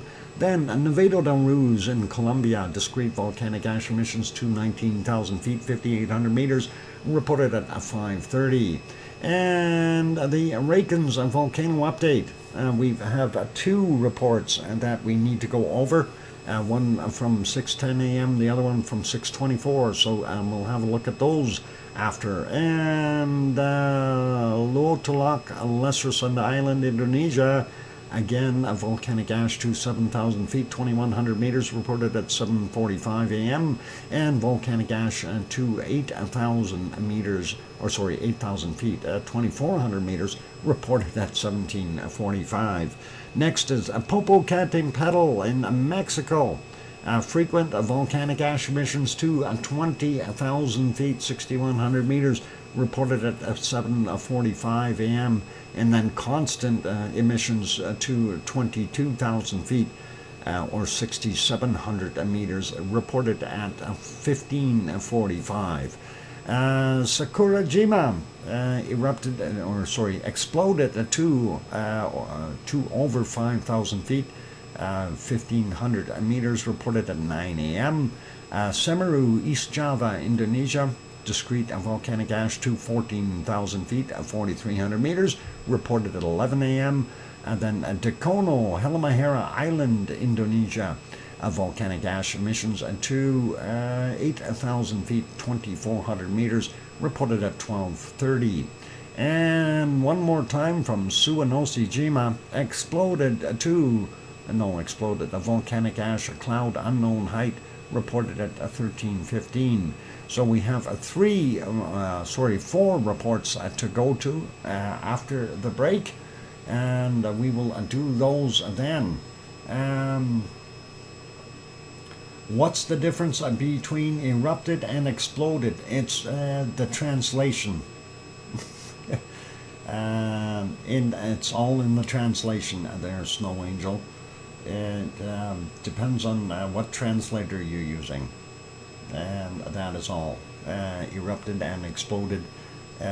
Sometimes it could be an explosive eruption, so it could be deemed as that. Hopefully that is okay. Anyway, thank you everyone, and a big thank you to Sue for sending in that. She's singing that song now. Thank you, Sue. Mana, me, mana. No, never mind. Sorry, bad. All right, all good. I know, I'm putting that bug in everybody's ear. You won't get rid of it now until after the break. Let's maybe try to confuse it with some other music. We'll try that. Anyway, if you haven't yet kind of bookmarked that, a new video from Valentine Troll, that is Professor Valentine Troll, you might want to do that. That's the one in blue at the top of your chat box, and you can have a look at that. It's about 23 minutes long, so pretty cool, and information you might want if you like Iceland. All right, I'm going to get that music playing. Please hit the like button if you haven't done so as of yet. Also, if you have not yet, subscribe to the channel. If you're lurking, erupts. But Sophie, if it's an explosive eruption, what happens then? Okay. Read my message above. Important. I don't know where it is. I get the phone 60% off due to work benefits. Well, why you get that? I'm jealous. All right, here's some music. Don't go away. More to come after the break. We'll have a look and see what's rumbling all over the place. And here we go. The Summer of 1984 by, what is it? RKVC. Whoever they are. I'll be back.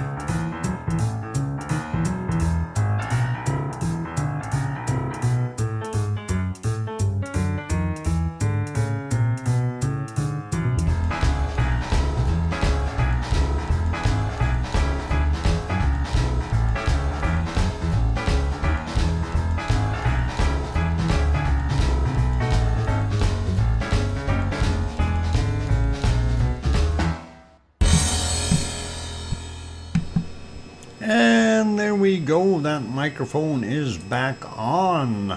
Welcome back everyone. I'm your host, DrFox2000. You're watching VolcanoX live stream. Thank you for the welcome backs from Sue and Arian 6 and Steph and Alba Girl and Gem T and Sophie going yay Doc and I hear you, DrFox2000 from Sharon Stewart and thanks and Paige as well. And last one of the night. I hope it helps, Doc. Thank you for what you do. Welcome back. And awesome, Dave. Very, very kind of you to throw another super chat in there. And very, very awesome to see that. And I really do appreciate the support. And, you know, it... that actually kind of brings me, actually, first off, yeah, thanks for the welcome back there, Mars, as well. Didn't want to ignore you. And just to get back to something that you said earlier, and yeah, Dave has been with the stream for a long, long time as a patron, if you will. And, you know, right from back in our Ragnar days and almost prior to that, right? So all good that way, and you know, I think back to when I first started streaming Iceland, and was thinking, you know, I'm going to do this for 30 days, and I really do have to say, hey, I'm glad I didn't stop. You know, 30 days, 3 years ago. That is pretty long. So, you know, to put heart and soul into this show and to get as good of a group of people as all of you, I really do have to say thank you. And glad that I'm able to be here and I give this show when I can, of course, barring work, of course, but you know, it is what it is, and we try to do what we can and keep things open and honest and good people in here. And yeah, Doc, I mentioned you in this earlier about the green color due to the sunset. Yeah, Sophie, we've talked about the green color of the sunsets before. We did mention that, but I missed, if you had something today, I missed that today. Keep doing what you're doing, and thanks, Jem. Yeah, I try, you know, we do what we can. I missed the conversation, but I love the message. Awesome. So yeah, hey, no worries. You know, the whole thing here though is, you know, to be realistic, to be a good group of people, and that is what we got. And you know, we are slowly growing more and more, and hopefully we'll get more people in here. And I know it's sometimes difficult to address everyone, but that's something that I've always wanted in here, that, you know, I can turn around and say hi Dave, and I can say hi Alba, and I can say hi Ariane or Sophie or Dennis, and we have that connection that, you know, we're not strangers, and that's the nice part about coming to this stream.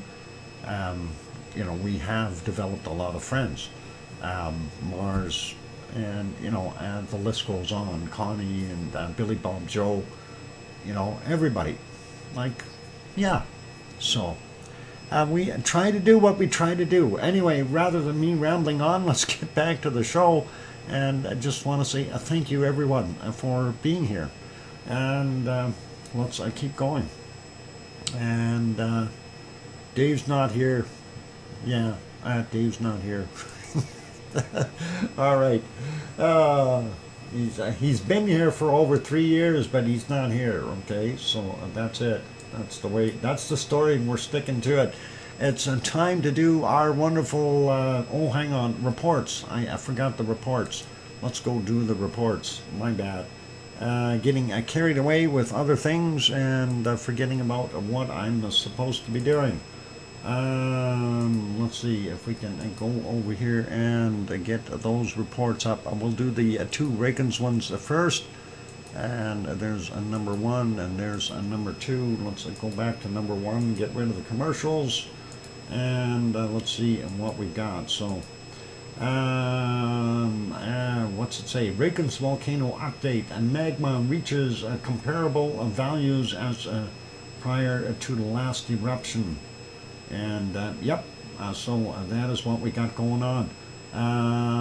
Looking at the dates here, the inflation of the purple one is what we're looking at, and that is down here. And days, and this is days since the beginning of the inflation. So obviously it's showing here that we're just about at the right spot. So we're going to maybe see something. Before I go, I just want to share a quick message. I discovered you about 7 to 8 months ago. I don't regret it. Keep up the great work, Dr. Fox. And now a good night. Andre, you have a good night as well, and take care. And you know, having been in Iceland, I think gives me a little bit more of that connection to the place. And it's a wonderful, wonderful place. It's just not so sure I want to be there with all the volcanic activity. Fun to look at, as long as it's not going to wipe out your house. Anyway, let's see. Oops, hit the button again. Dave, wow, thank you very kindly. And that is awesome. Thank you kindly, Dave. Appreciate that. All right, and Connie renews. What? It all started with Bob. Yes, it did. It did. Thank you for renewing, Connie. And, okay, recent model calculations reflect that approximately 5 million cubic meters of magma have accumulated in the magma reservoir under Schwarzschild region as of February 22nd.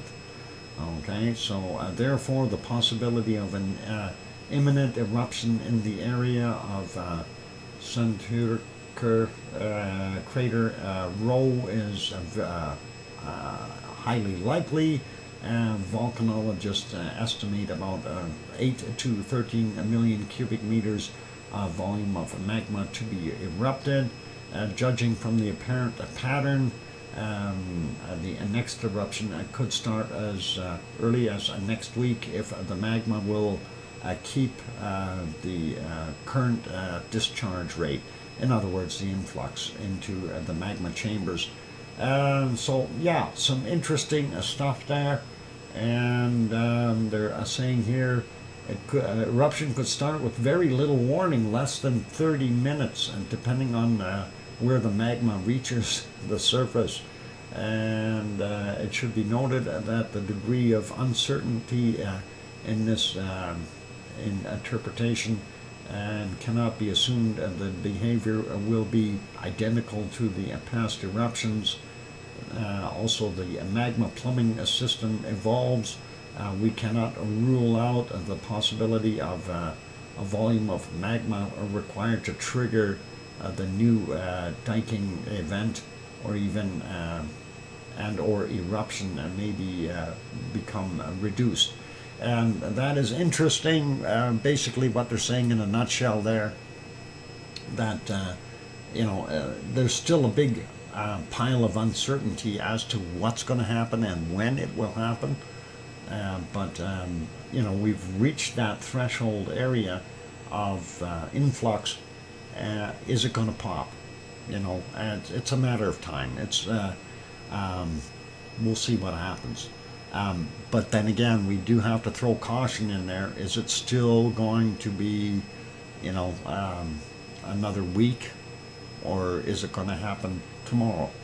We don't know.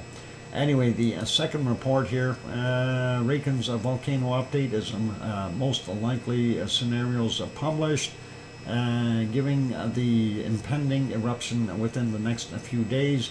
the IMO published its most likely scenarios of the next eruption to occur. Wow, thank you, Ariane 6. I appreciate that. A super chat as well there. That is awesome. 11.99. Got that written down. Thank you, Dr. Fox, for all of you. Yeah, a great bunch of people here. I really do enjoy it. Anyway, okay, so the likely scenario of the next eruption to occur. Scenario taken from IMO. Number one, the eruption between Singerfeld and Stora Schofield, if I said that right, as occurred in December 18th and February 8th. So in other words, in the Fisher Row. And the other one is the eruption by Hagefeld as it occurred on the 14th of January. And the third scenario there, eruption inside the lava barriers of Grindavik. And that is a worst case scenario. We really don't want to see that happen. I prefer number two, but hey, you never know where it is going to pop, and that's something that you need to consider here. That's what I was mentioning earlier about the uncertainty of where things could happen, and that is very, very interesting. Let's see. Sif still claims innocence for the destruction of the camera. Oh boy, everybody wants to be innocent. I seen it with my own eyes. It was, well, no, I didn't see it. I seen it on TV. I seen it on the internet. If it's on the internet, it's got to be true, right? It's all Sif's fault. I don't know. Anyway, that is an interesting report. Let's go to the other ones that we do have, and that is the Lualtaluk. Oh, where is it? I want to make sure we're clicked in the right spot. Get rid of that other one, and here we go. And this is Lualtabai Laki and volcano in Flores, Indonesia. And if we click on that, it shows the Sentinel-2 image, and you can see the lava flow here. Kind of neat to see that. Full length lava from Lualtabai captured from the space on the 22nd of February. So very recent. You can see how far it went from the top. I'm assuming here or here somewhere. I'm thinking it's up here. But anyway, that's a fairly long path. You wouldn't want to be in there, but looks good. And well, this is an animated version of it. The lava continues to keep flowing or keep the flow active. So yep, you can see how it is stretching out over here a little bit more. So it is continuing on. Pretty cool to see. Let's leave that be. That's unrelated. And what do they got to say here? The volcano's activity has only dominated by the effusive eruption over the past week. The lava on the northeast flank remains active, feeding the flow front that advances slowly through the edifice foothills on the northeast. Okay, the lava development is well documented in the attached false color visualization, which we looked at within a 2-week time range, so from the 2nd to the 17th of February. Latest explosive activity was reported both by PVMBG, there we go, and the VAAC, Volcanic Ash Advisory Center, and that was on the 12th. So there we go. That takes care of that one. And let's get the last one, and that is the one that's going to make everyone sing. Manam, me.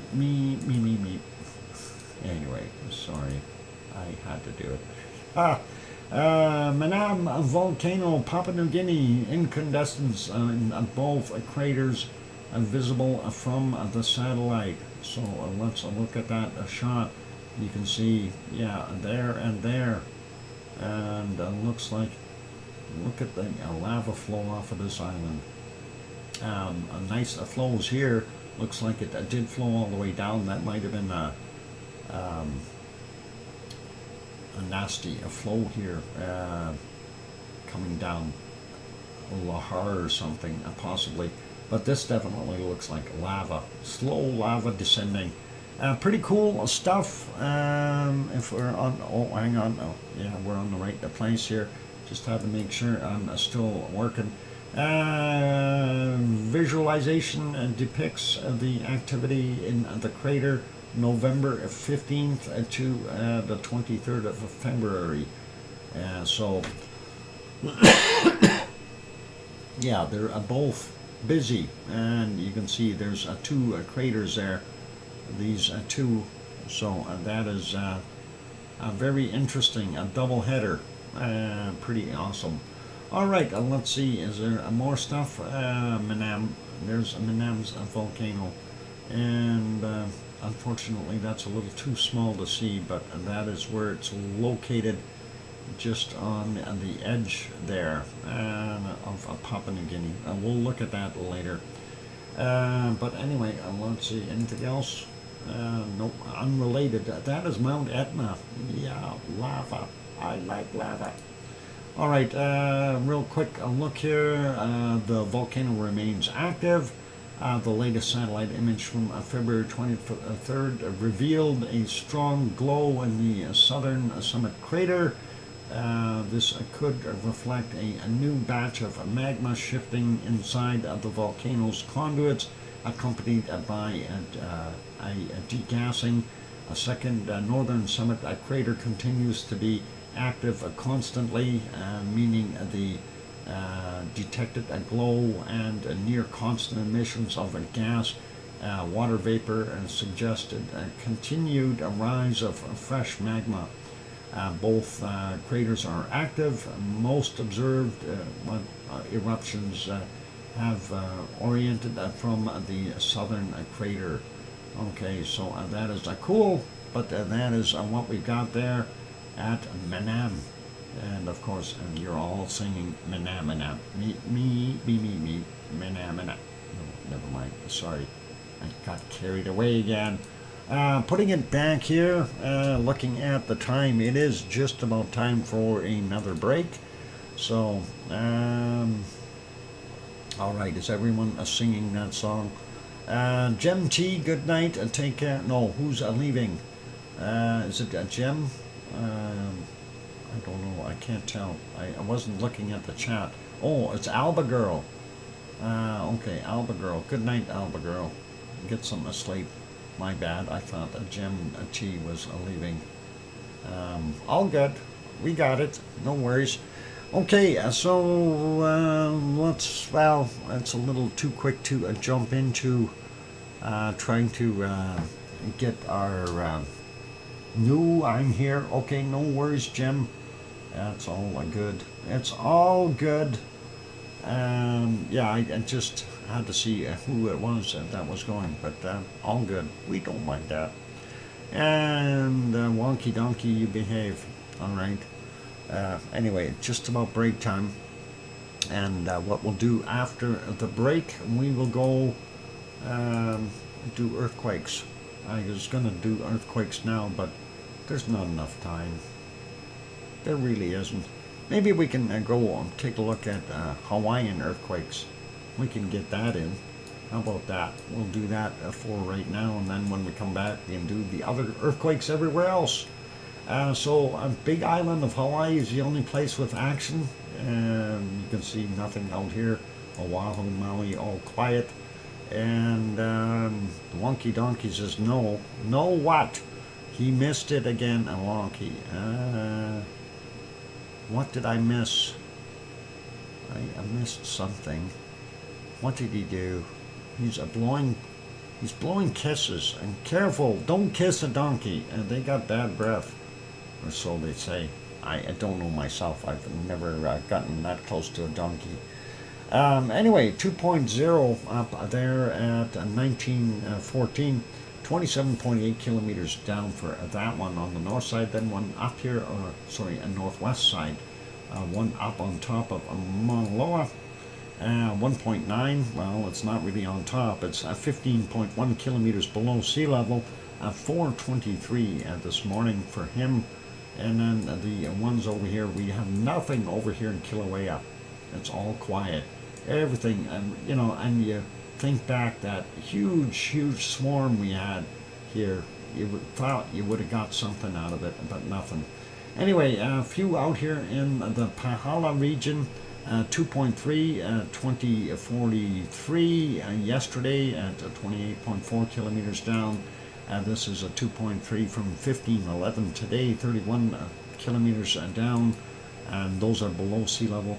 And that is 2.0905 a.m., 31.7 clicks down.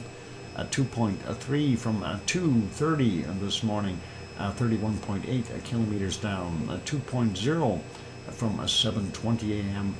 29 kilometers down. 2.1 from 12:14, and that's 31.5 kilometers down.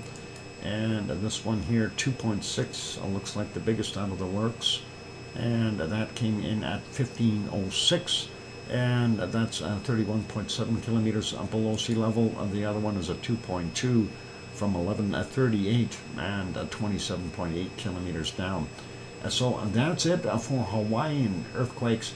What we'll do is we'll go for the break, and after the break, we will, the swarm left a lot of cracks on the hillside. Yep, it certainly did from what they were saying. Let's go, I'll put it back over here for the time being, the interim, and we'll make sure things are moving there, and the blinking and things. Yep, I got the cameras on working. All right, for those good people who are here, if you have not yet hit that like button, please help us out, give it a quick bob. Also, if you have not yet subscribed to the channel, consider subscribing if you feel we've earned it. On that friendly note, I'm your host, DrFox2000, here in Edmonton, Alberta, Canada, and you're watching VolcanoX live stream. When we come back, we will have earthquakes around the world.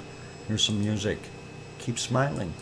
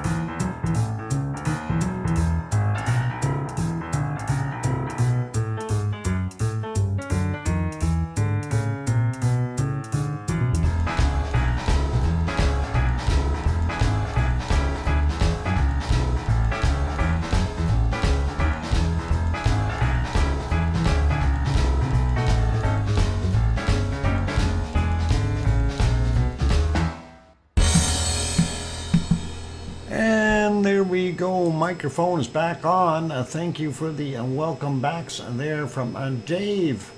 Dave's not here though. And Ariane 6 and Mars 2028 and Steph and Jim and Sue. And where's that Sharon Stewart? I know she's in there somewhere. Thank you, Paige, for the welcome back as well. And awesome. And Tom and Pepper. And wow, another one. Dave. Holy Batman. Dave.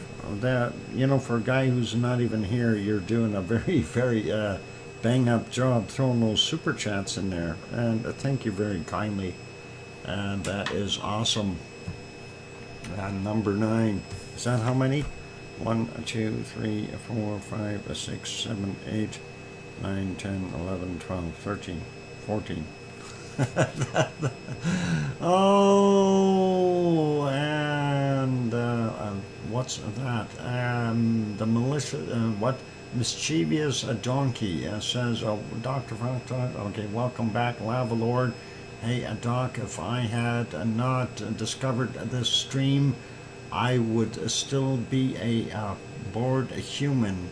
At least my reputation as a donkey is still intact. Well, there you go, a wonky donkey. And that is all pretty cool. And finally, all right. Oh, Paige, I don't know what happened finally, but let's see what we got going on shaker-wise around the world. We did see some bigger ones on there, as Sue said, so we'll get at that. Anyway, Kamchatka Peninsula, quiet. Aleutian Islands, quiet. That's interesting. We got this little guy here, 2.6, Valdez, Alaska, not anything big. We'll go down here. We see a little bit of rumblings. Eureka area or Petrolia, California, 2.4, 1.5, 3.0 a little further out. But that's nothing. It's peanuts, little rumbles, and most of the people likely not even felt them. Some new stuff going on in Texas, 2.2 there, and we see a 2.6. Nothing new further down here, which is good, and also not seeing anything over on the western side, or sorry, eastern side of Canada or the U.S. And a couple here, Mexico, or just off in the water. Anyway, 4.3 from yesterday at 1717, 44.4 kilometers down. And this one down by Nicaragua, 5.3 from 1457 today, 83.8 kilometers down. And we've got a bunch more out here in Dominican Republic and, of course, Puerto Rico, 3.6 there, 3.3, and 3.4. So, you know, we've got some action happening there. There's another 3.7 underneath there, and a 3.3 there. So, another 3.3. Yeah, a little bit of disturbance there. That's pretty normal for that area due to the subduction that takes place. And let's go a little further down here. Ecuador, 4.6 from 1212, 10 kilometers down for him. This one down in Peru, 4.6 from 5:21 a.m., 88.6 kilometers down. Then we've got one Chile one. It's a Chile. Is it in the water or is it on the land? It's just in the water at the end of that peninsula. 4.5 from 1204, 34.9 kilometers down, and hopefully that didn't cause any issues for anyone there. Zooming out, we don't see anything here in the South Sandwich Islands. We do still have our bigger ones from a couple days ago there showing as well. Nothing new along the Antarctic rise area, or ridge if you want to call it that. And nothing new from New Zealand. That is over a 4.0 from USGS anyway, so they could have had a bunch of smaller quakes there. This one in Tonga, a 4.7 from 1044, 56.4 kilometers down. The next one, Vanuatu, and that is a 5.0 from a 1447 today, 59.4 kilometers down. We're not seeing anything here in Papua New Guinea, and I was just wondering, where is Manam? Manam is one of these. It's the round one. Is it that one? No. Is it this one? I think that's Manam. Yep, there's Manam. No, sorry. I didn't mean to do that. But yeah, that's Manam, just so you know where it is. Anyway, carrying on. That song just gets me. Anyway, 4.3 there at Ambon, or near Ambon, Indonesia. 4:41 a.m., 317.5 kilometers down for that one. That's kind of in the Banda Sea area kind of thing. And Timor-Leste for this one. And that is 4.6 and 2:09 a.m., 271.9 kilometers down. And this one, well, that's Bali there. I don't know if that's actually on an island. No, it's in the water. And it says, what is it? A Patanano? A Patanano? Is that like a patan? Oh, it's almost like a potato. But anyway, it's a 4.4 from 1841 yesterday, and that is from 293.9 kilometers down. Quite deep, and that's not too far away from the rest of the volcanic action. We don't see anything in Java or Sumatra or going all the way up into Myanmar. Looking here, there's Halmahera Island right there, and we have this one, a 4.6, and that's from yesterday, 1651, 45.5 kilometers down. The other one right there, 4.7. And that is from yesterday as well at 2119, 136.1 kilometers down, and a 5.2 yesterday's as well from 1751, 10 kilometers down. And moving up a little bit more, we have one on one of the islands up here, a 4.9, that's today's from 1147, 85 kilometers down for that guy. And moving up, and we don't see anything else in the Philippines. Taiwan had this one, 5.0. Is that actually on land? No, it's in the water. And that's 2137 yesterday, 10 kilometers down for him.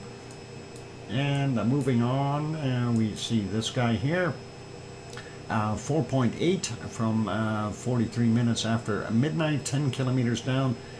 Just off the, well, in the subduction zone there, off the Japanese islands. And going to mainland Japan, well, it's not on the mainland, it's in the water, 4.5, and that's up in the northern area here, 2057 yesterday, 68 3 kilometers down. The other one a little bit bigger, 5.1. Miyako, Japan area, and anyway, that's from 3:17 a.m. 10 kilometers down for that. That gets us back up to the Kamchatka Peninsula. We don't see anything new there. Nothing new in China or Afghanistan, but we do have this one sitting here, and that's all a part of our wonderful plate movement. That is a 4.9, and that's in Iran.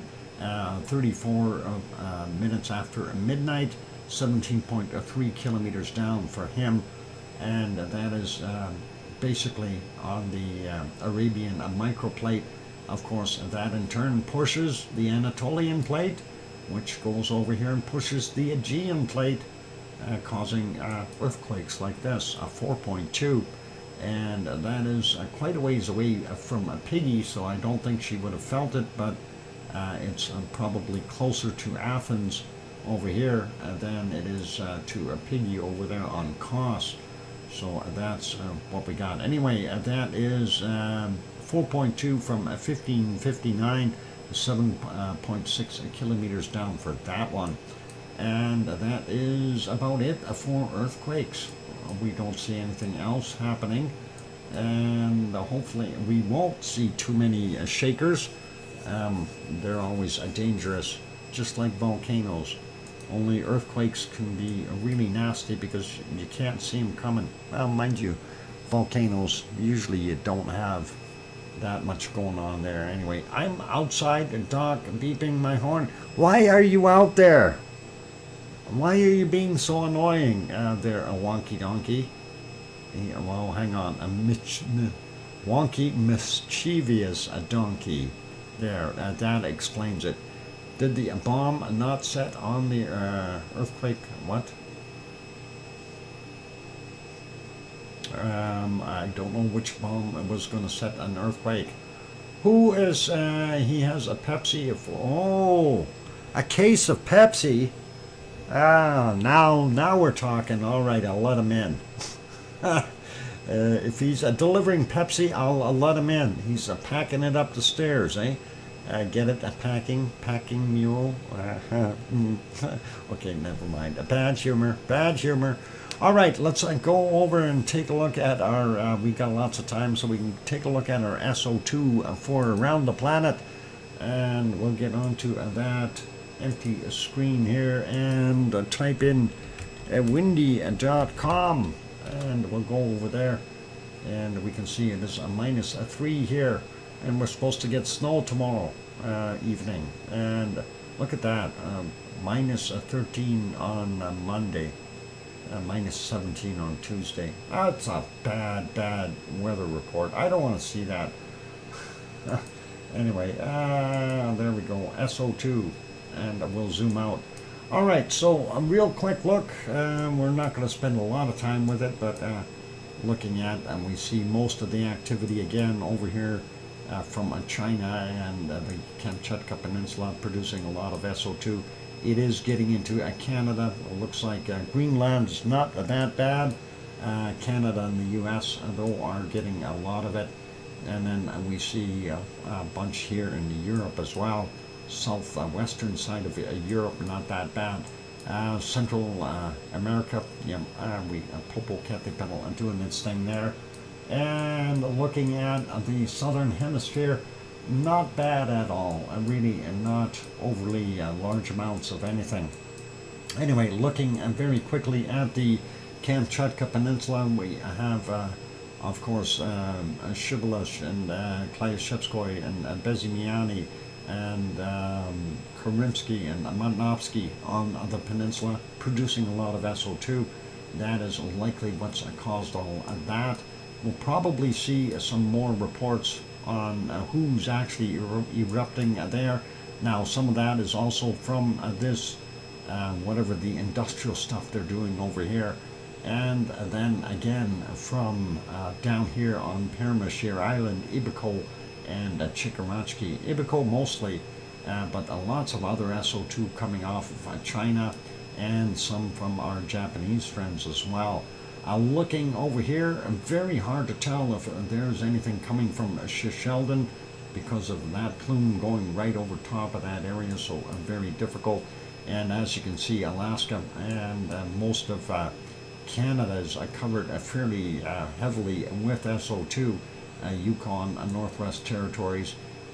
BC still has a good clean patch and a little bit in Alberta in the mountains, but the rest of Alberta and Saskatchewan, Manitoba, Ontario, all are not faring so well with the higher SO2 levels, even up here in northern Quebec and a little bit there. But out in the Midwest, we see places like Kansas and Nebraska and Iowa, Missouri, those states all seem to have higher levels, Minnesota and South Dakota. The eastern side, though, looking pretty good, actually, with Labrador, Newfoundland, Nova Scotia, PEI, New Brunswick, and Maine pretty much clear. New York is not bad, a little bit higher levels in New Hampshire and Vermont and those places, but the industrial basket here kind of showing a lighter level of normal. And Rayleigh has a 6.64 for Grandma B there. And let's see, looks like down in Florida, not bad looking. But we get over to the west side, we're seeing this circulation here. It fortunately is drawing in a lot of that SO2 and likely washing it out of the air. But you can see that it's all been dumped in here via Oregon, and yeah, I'm sure they're real happy about that too. Central America, of course, this is mostly from our wonderful, we've seen it, we've seen how heavy it's putting out. Popocatépetl is responsible for a lot of that, and we know with the amount of output that we've been observing that, yeah, that's what the end result is. Our Central American ones are doing pretty good themselves, and most of that is heading into the Pacific, and we do still have this one plume that's kind of being drawn out, and I don't know if it's going to continue that way. The ones here in Colombia, looks like they're kind of being swirled around a little bit yet. That would be Navidad del Ruz there, and of course a few of the other ones here. What is it? Percy would be in there. Anyway, yeah, you see that Ecuadorian stuff going into Peru as well, and not so much coming from Sabancaya, even though it is busy, and of course pretty normal looking for our wonderful 4-minute warning. Thank you, our Chilean friends. Rio de Janeiro, 7.9 level. It's not that bad. Sao Paulo a little bit less, and Buenos Aires 3.6. That's not bad at all for there. Quick peek here, we do see a little bit of a stream coming off of Michael volcano in the South Sandwich Islands. Nothing major though from that one, and lighter levels are coming off of, and it may be raining there or something, but lighter levels coming off of White Isle volcano there in north of New Zealand, and still seeing our stuff from the oil refinery near Melbourne, the coking plants near Sydney, and just a regular pollution. And then we see Tonga still has output. That circulation still right between the two, between Fiji and Vanuatu, but it looks like it's doing a good job of taking that SO2 out of the air. And you know, for Minam going off, that is this little plume here. It's not doing that much. The other ones are putting out a lot more SO2. And getting over here into Indonesia, we do have our stuff coming from Luotabai Laki-Laki as well as Luotalak. And a little further over, this heavy spot here, that is from Semeru. Semeru's throwing out a lot of gas. We don't see quite as much gas plumage coming from Merapi, but we go back over here and take a look at this is Jakarta area, and possibly some stuff coming off of Krakatau right in there, and Krakatau, Krakatoa, son of Krakatoas. Okay, and this region here, Currency doing its thing. Where are you? You're right there. And that is from that area, and then up in the northern area here, we have, where are we? Oh, there we are, right there. Marapi, and Marapi is producing a fair amount of SO2 as well.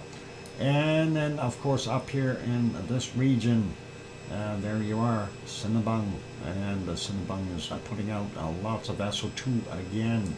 And pretty normal there for Kuala Lumpur, Singapore, those regions. And moving over to Halmahera Island, we have Ibu and Dakono, and darn it, I forgot what the other one was. Gamalama. I forgot what Gamalama's name is. Sue, what's Gamalama? Gamalama. Is that like a Manamanap?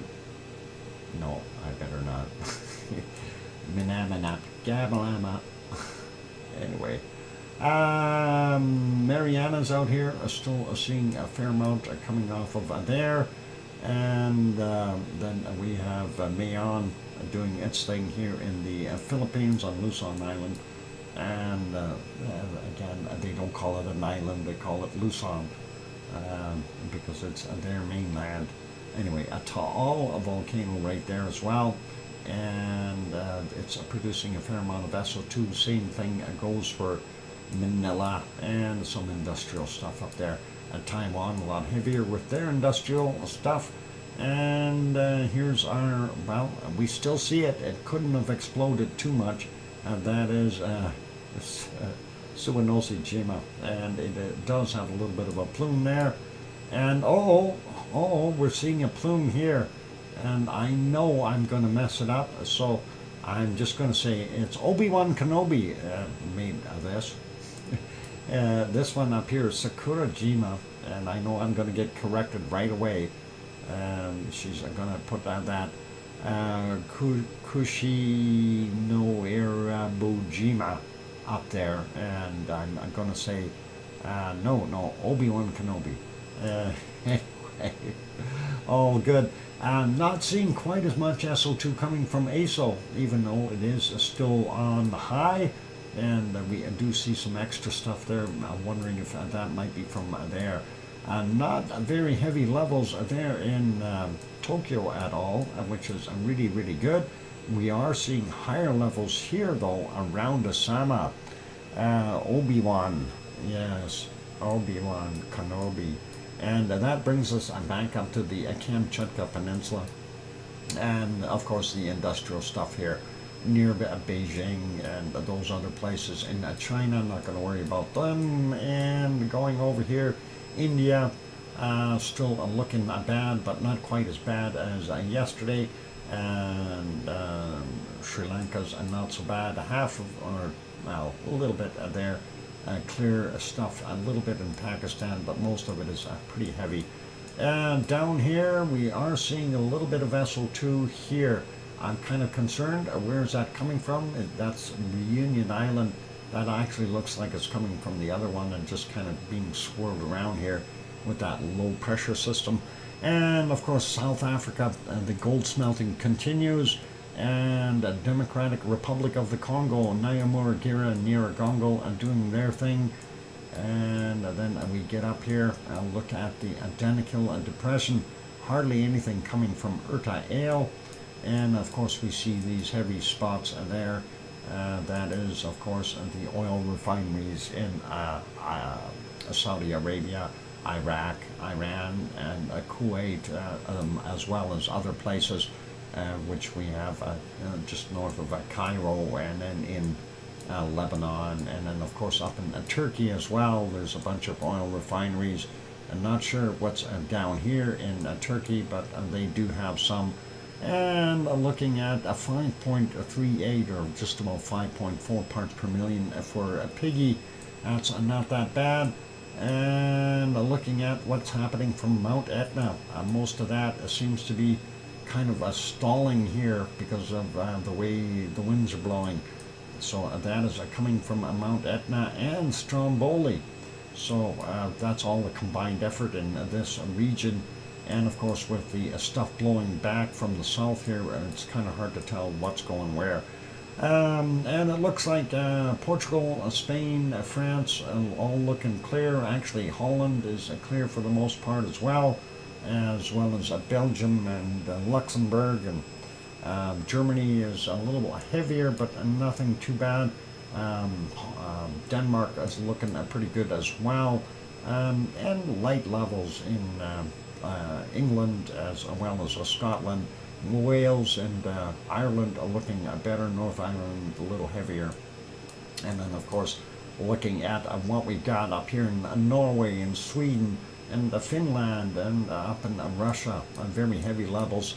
Looking at Iceland, we see a little bit of pluming over top of it from other stuff, and it's a light level, so not going to worry about it. Anyway, that is our SO2 for today, ladies and gentlemen, and we will go take a break now. I know I've gone over, and it is a time, so I'm going to do that. Let's make sure the cameras are moving. As soon as I can confirm that, and then I can get myself to a break. For those good people who are here, if you have not yet hit that like button, please help us out. Give it a quick bump. Also, if you have not yet subscribed to the channel, consider subscribing if you feel we've earned it. On that friendly note, I'll be back in a bunch of minutes, and here's some music in the meantime. I'll be back.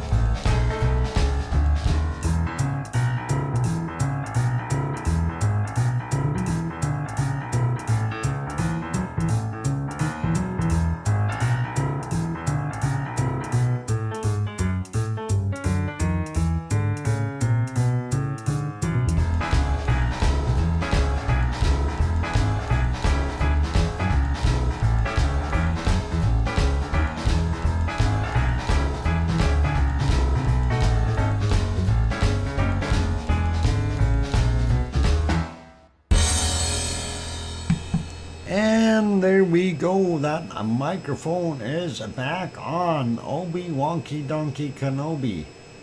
All right. Obi Wonky Donkey Kenobi. Anyway, thank you for the welcome backs from Connie and Mars and Sue and let's see, Steph and Paige and Dave. Dave's not here. Thanks, Jim. And I hear you, DrFox2000 from Sharon Stewart singing it again. Thank you, Grandma B, for that welcome back. And this is not the donkey we are looking for. Oh, this is not the donkey that you are looking for. Yes. Welcome back, Lava Lord. Thank you, Hermione and Fluffy. All right. Good. Let's get back to where we are, and that is continuing on with the show, the weather, whether we like it or not. So, yeah, I don't, but that's beside the point. The weather is bad. Anyway, quick look at the map. Looks like Eleanor down here by Madagascar still doing its thing, and 14P still skirting along the west side of Australia. Another low sitting on top of there, though, on the outback. Hopefully that is not going to be too stormy for them. And looking at a quick peek here in the northern areas, starting out seeing a bunch of lows on the Kamchatka and south of our wonderful Aleutian Islands, and possibly another one sitting over here, and another one right there over Alaska's main area, and another one here off the Panhandle coast. That high is still sitting in there. That high has got to move, so it should go north. That way the cold air goes with it. This low here causing some problems as well. Looks like our weather is going to change a little bit. This high needs to move up to get rid of that cold. Anyway, looking not bad. Hawaii is in the wonderful stream there. Some nice temperatures. Looking at the northern areas, so Alaska, actually not that bad for this time of year. Same thing with the Yukon. And Northwest Territories almost down to a normal. And when we take a look at Nunavut, well, we want none of it. It's too cold. Hudson's Bay got a big low over it. And BC, not that bad. Alberta, not that bad. Saskatchewan, Manitoba, actually all of them are not that bad. Northern Ontario on the western side is actually warmer than over here in Tirana. And that looks like a cold lobe has got down here and is getting places like Chicago sitting at 0. Detroit is probably somewhere thereabouts, -2, -3 Celsius. Milwaukee about a -3 as well. So yeah, cold in that whole region. And I'm looking at Quebec. Yep, I'm very cold, and that's all the way into Labrador. It looks like Newfoundland is actually the warm spot with up to 7 degrees there. That is pretty awesome. Unfortunately, Sue is not that warm over there. She's got about -4, -5, something like that, -3 in Halifax. And we see that cold pushing down. New York sitting at 1, Boston is at a -3. Grandma B's house is somewhere around 7 degrees Celsius in Fahrenheit. That's just around 41 or something like that. Looking at some of the other places, what do we got? Charlotte, North Carolina, 8 degrees. Atlanta is sitting at 11 or 12, and that's not bad. Jacksonville sitting at 16. What did we miss up the coast here? Virginia Beach, 7. Yeah, Charleston is 15. That's not bad. Going down, Orlando is 16. Miami sitting at 20. They should be a little bit warmer, shouldn't they? San Antonio, 23. Not a bad day. 24, 23 in Houston. Oklahoma City sitting at 20 degrees, not bad. Looks like Mexico is nice and warm.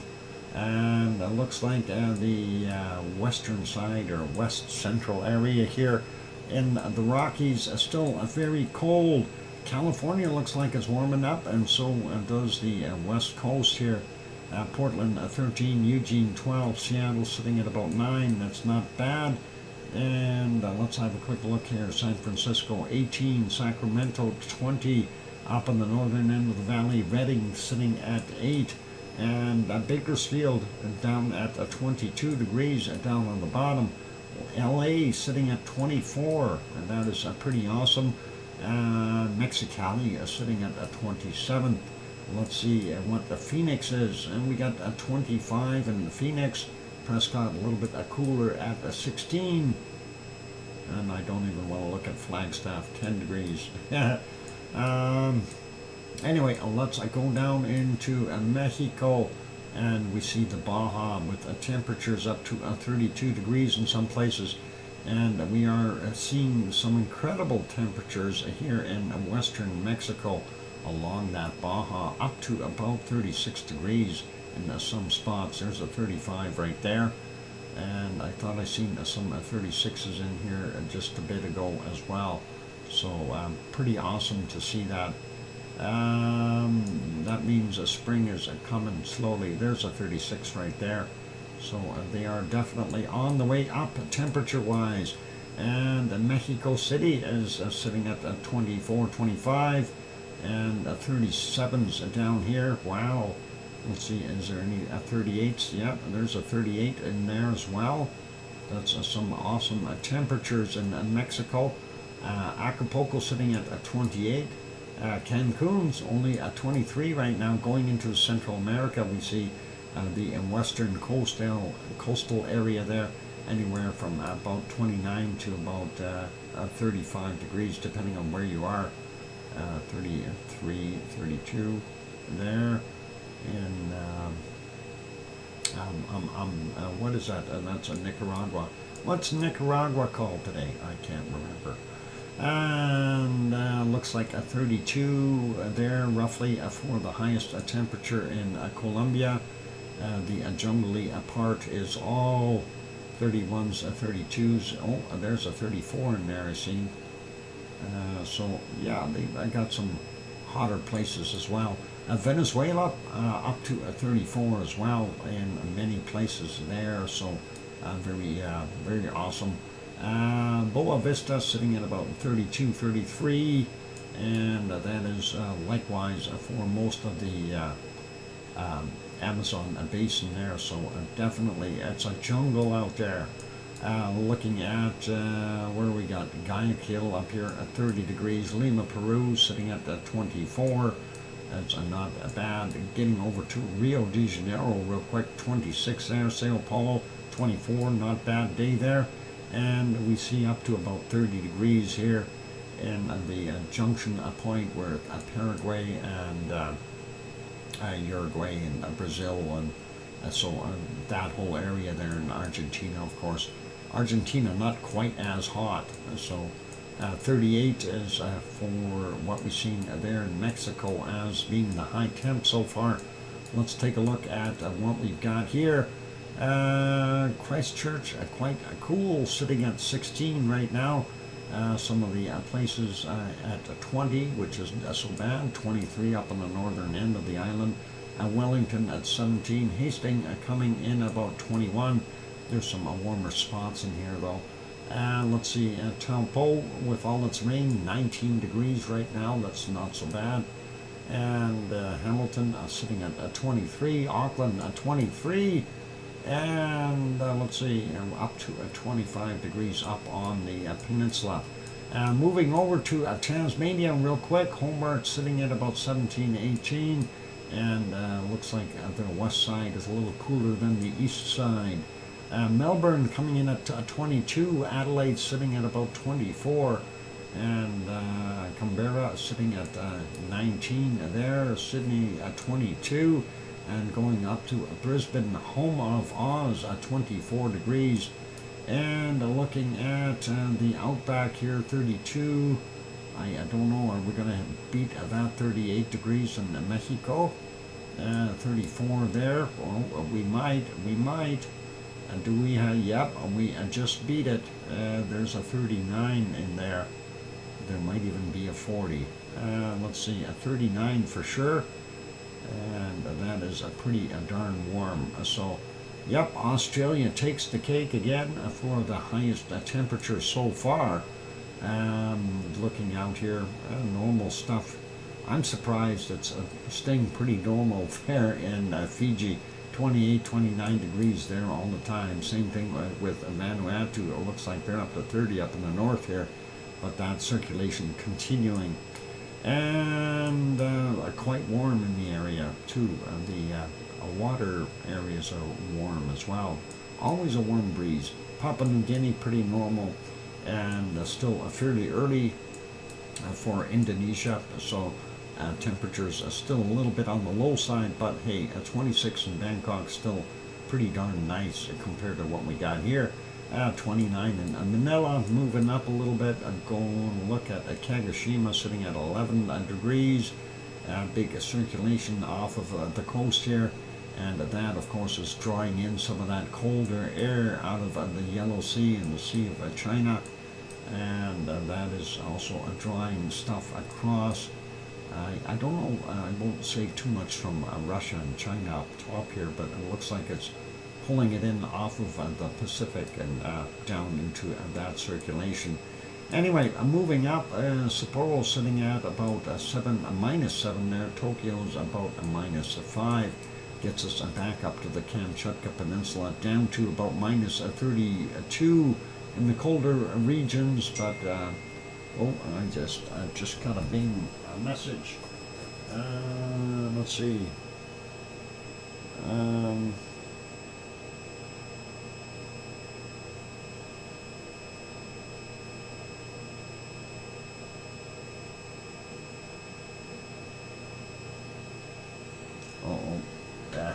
Yeah. Oh boy. Okay, and that was my boss. I texted him early this morning at 4:30. It's okay. He said maybe I wait till 8 or 9 next time on the weekends. Oh, his wife wasn't happy. I guess I must have woke her up. He slept through it. It's okay. Looks like we got about 9 there in Delhi, and very cold here behind the Himalayas. It's very cold. Let's go take a look. Africa's got some warmer temperatures now too, up to 30 degrees in the bottom, and looks like a 33 up in the other regions here, and yeah, looks like a 28, 29 in the Sahara Desert areas, and it's actually still not that warm. That cold stuff from Europe, of course, really keeping up here in the Atlas Mountains, and it does look like it's warming up though. 12 in Cairo right now. Riyadh coming in at about 20. Baghdad is 19. And it looks like down to about -10 there in eastern Turkey, which is not so bad. And let's see, Malatya sitting at about 3 degrees down, coming in at about 8 or 9, depending on where you hold your hamster. And Piggy's Place costs 14 degrees, nice temperatures. That is pretty awesome. Istanbul coming in at about 10, Athens 14. And let's see, look at all this messed up weather system here. You got stuff going every which way. Ridges. I don't know what to say about that. They must be getting some stormy conditions there in Italy and Sicily. Anyway, Cantonia is sitting at about 14. Naples is sitting at 11 or so. Rome is sitting at about 8 degrees. Moving over, looking at Lisbon, beautiful 14 there for this time of day, and 6 degrees in Madrid. Tanto's house sitting at about 6 degrees. Paris 6 degrees, and getting up to München is 3 Grad. 3 Grad in Frankfurt auch, 5 Grad in Cologne or Köln, and Ivan Kunkel's house is 4 Grad. Oh, sorry, that's German. This is in Germany after all, isn't it? Okay, 4 in Berlin and 4 in Hamburg, and let's see, 5 in Copenhagen. Aarhus sitting at about a 4 as well. And let's see what we got here. Amsterdam sitting at about 5. Brussels sitting about 5. So that general temperature for the whole area. A little bit cooler there in London at 3 to 4. Leeds a little bit colder yet at 1. Some cold spots there in Wales as well, and England, and even up here in Scotland. Aberdeen coming in at 1 degree, Glasgow sitting at 1. Dublin is even a little bit on the cool side, 2 or 3. And over on the other side, you got about 5 or 6 degrees there for home of the Irish monk.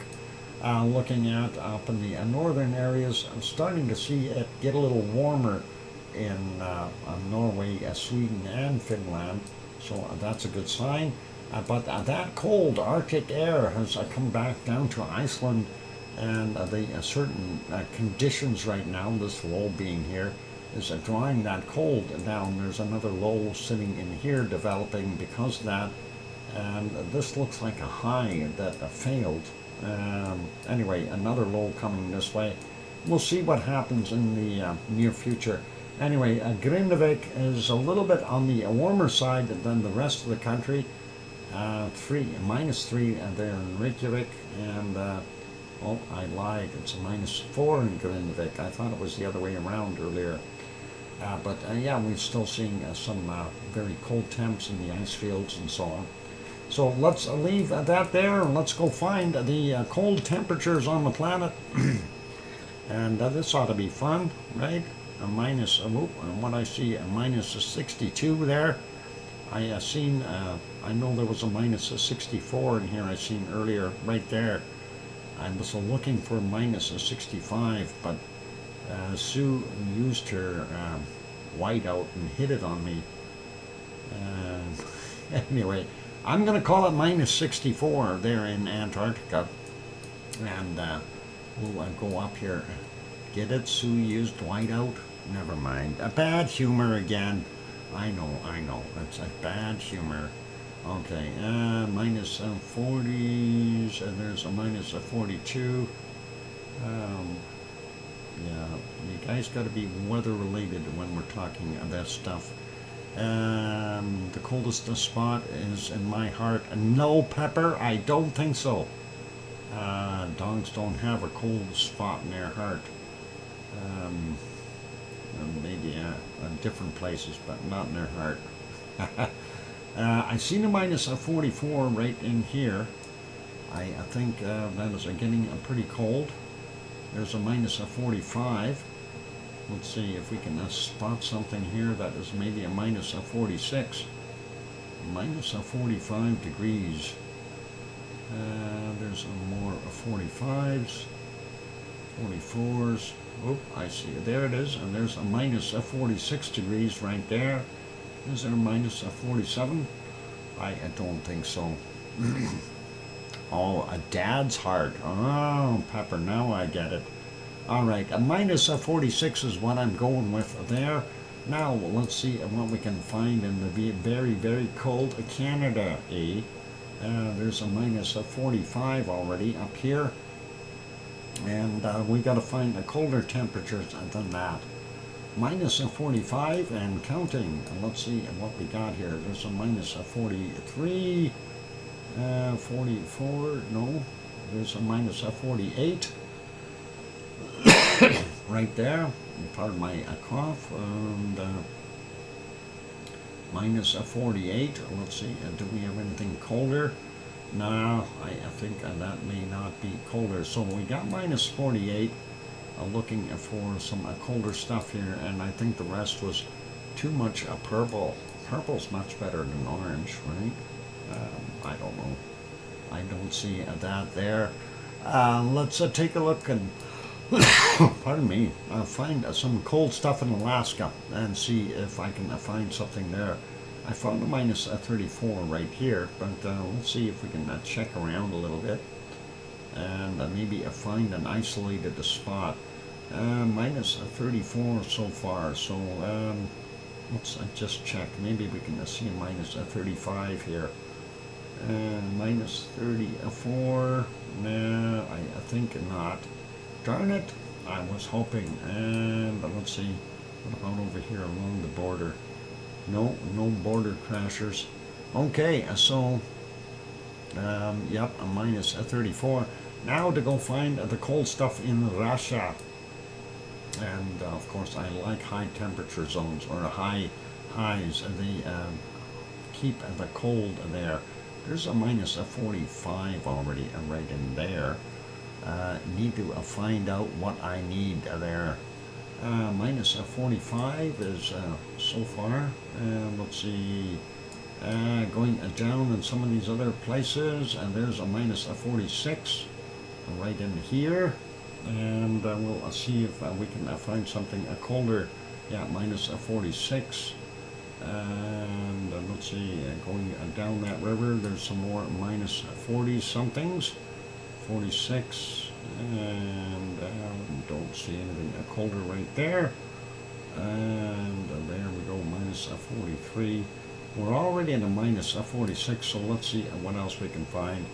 Oh, I see the minus 47 right there, minus 48, and we're getting better.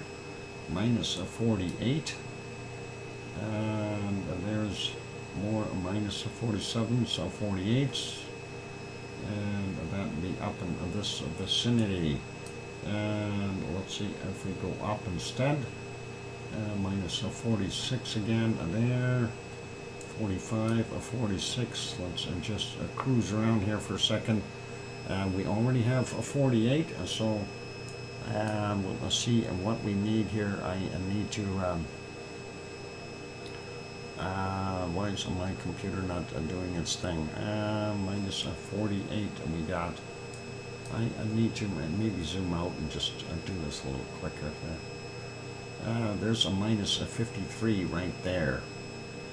So a minus 53, and do we have a minus 54? A minus 53, and I don't know if we have a minus 54. Let's see if we can spot anything here. Minus 40 somethings, 48, 47s. Let's zoom back out and maybe have a look along here. Minus 47s. And we got a minus 53, and we need a minus 54. And there's a minus 49 in here, I see. But I don't think it's going to go down that much more. Let's see. I don't see it. I don't see it. And I think I'm going to have to live with what I've found. I will live with what I've found, and that is a minus 53. So that's it. We're done.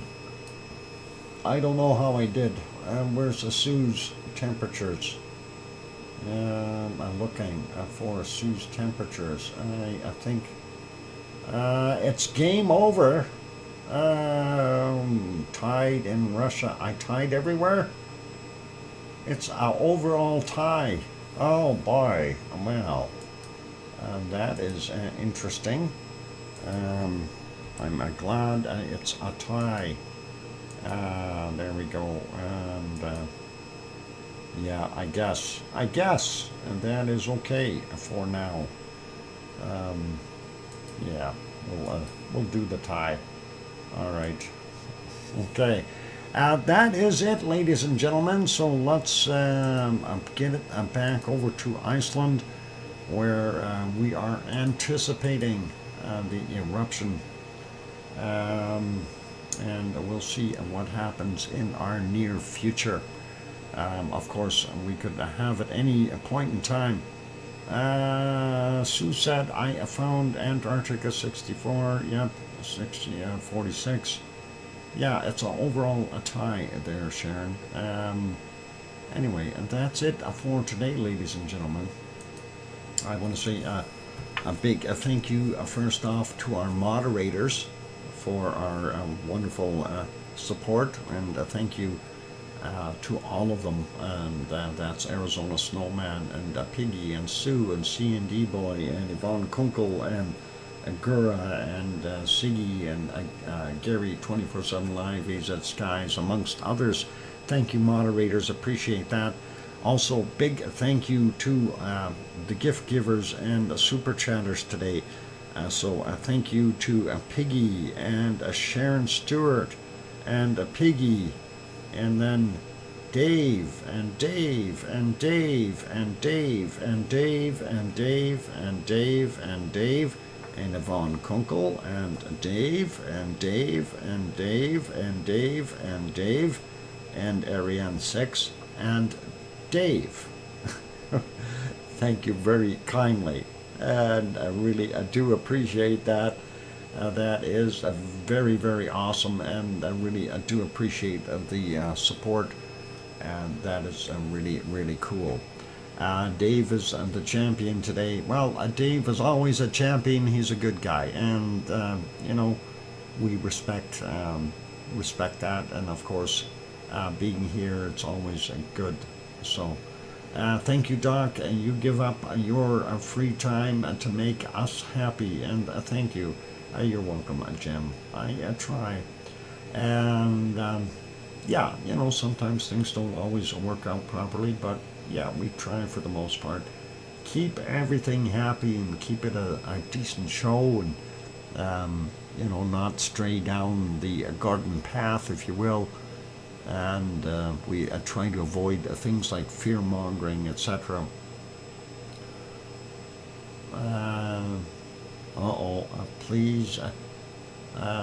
Please be careful when you open your door, apartment door. The donkey might be lurking. I thought I heard some hoof steps up the stairs. I'm wondering. I'm going to be really, really careful there, Pepper. Don't you worry. I'll take my quantum poker with me, and just in case I need it.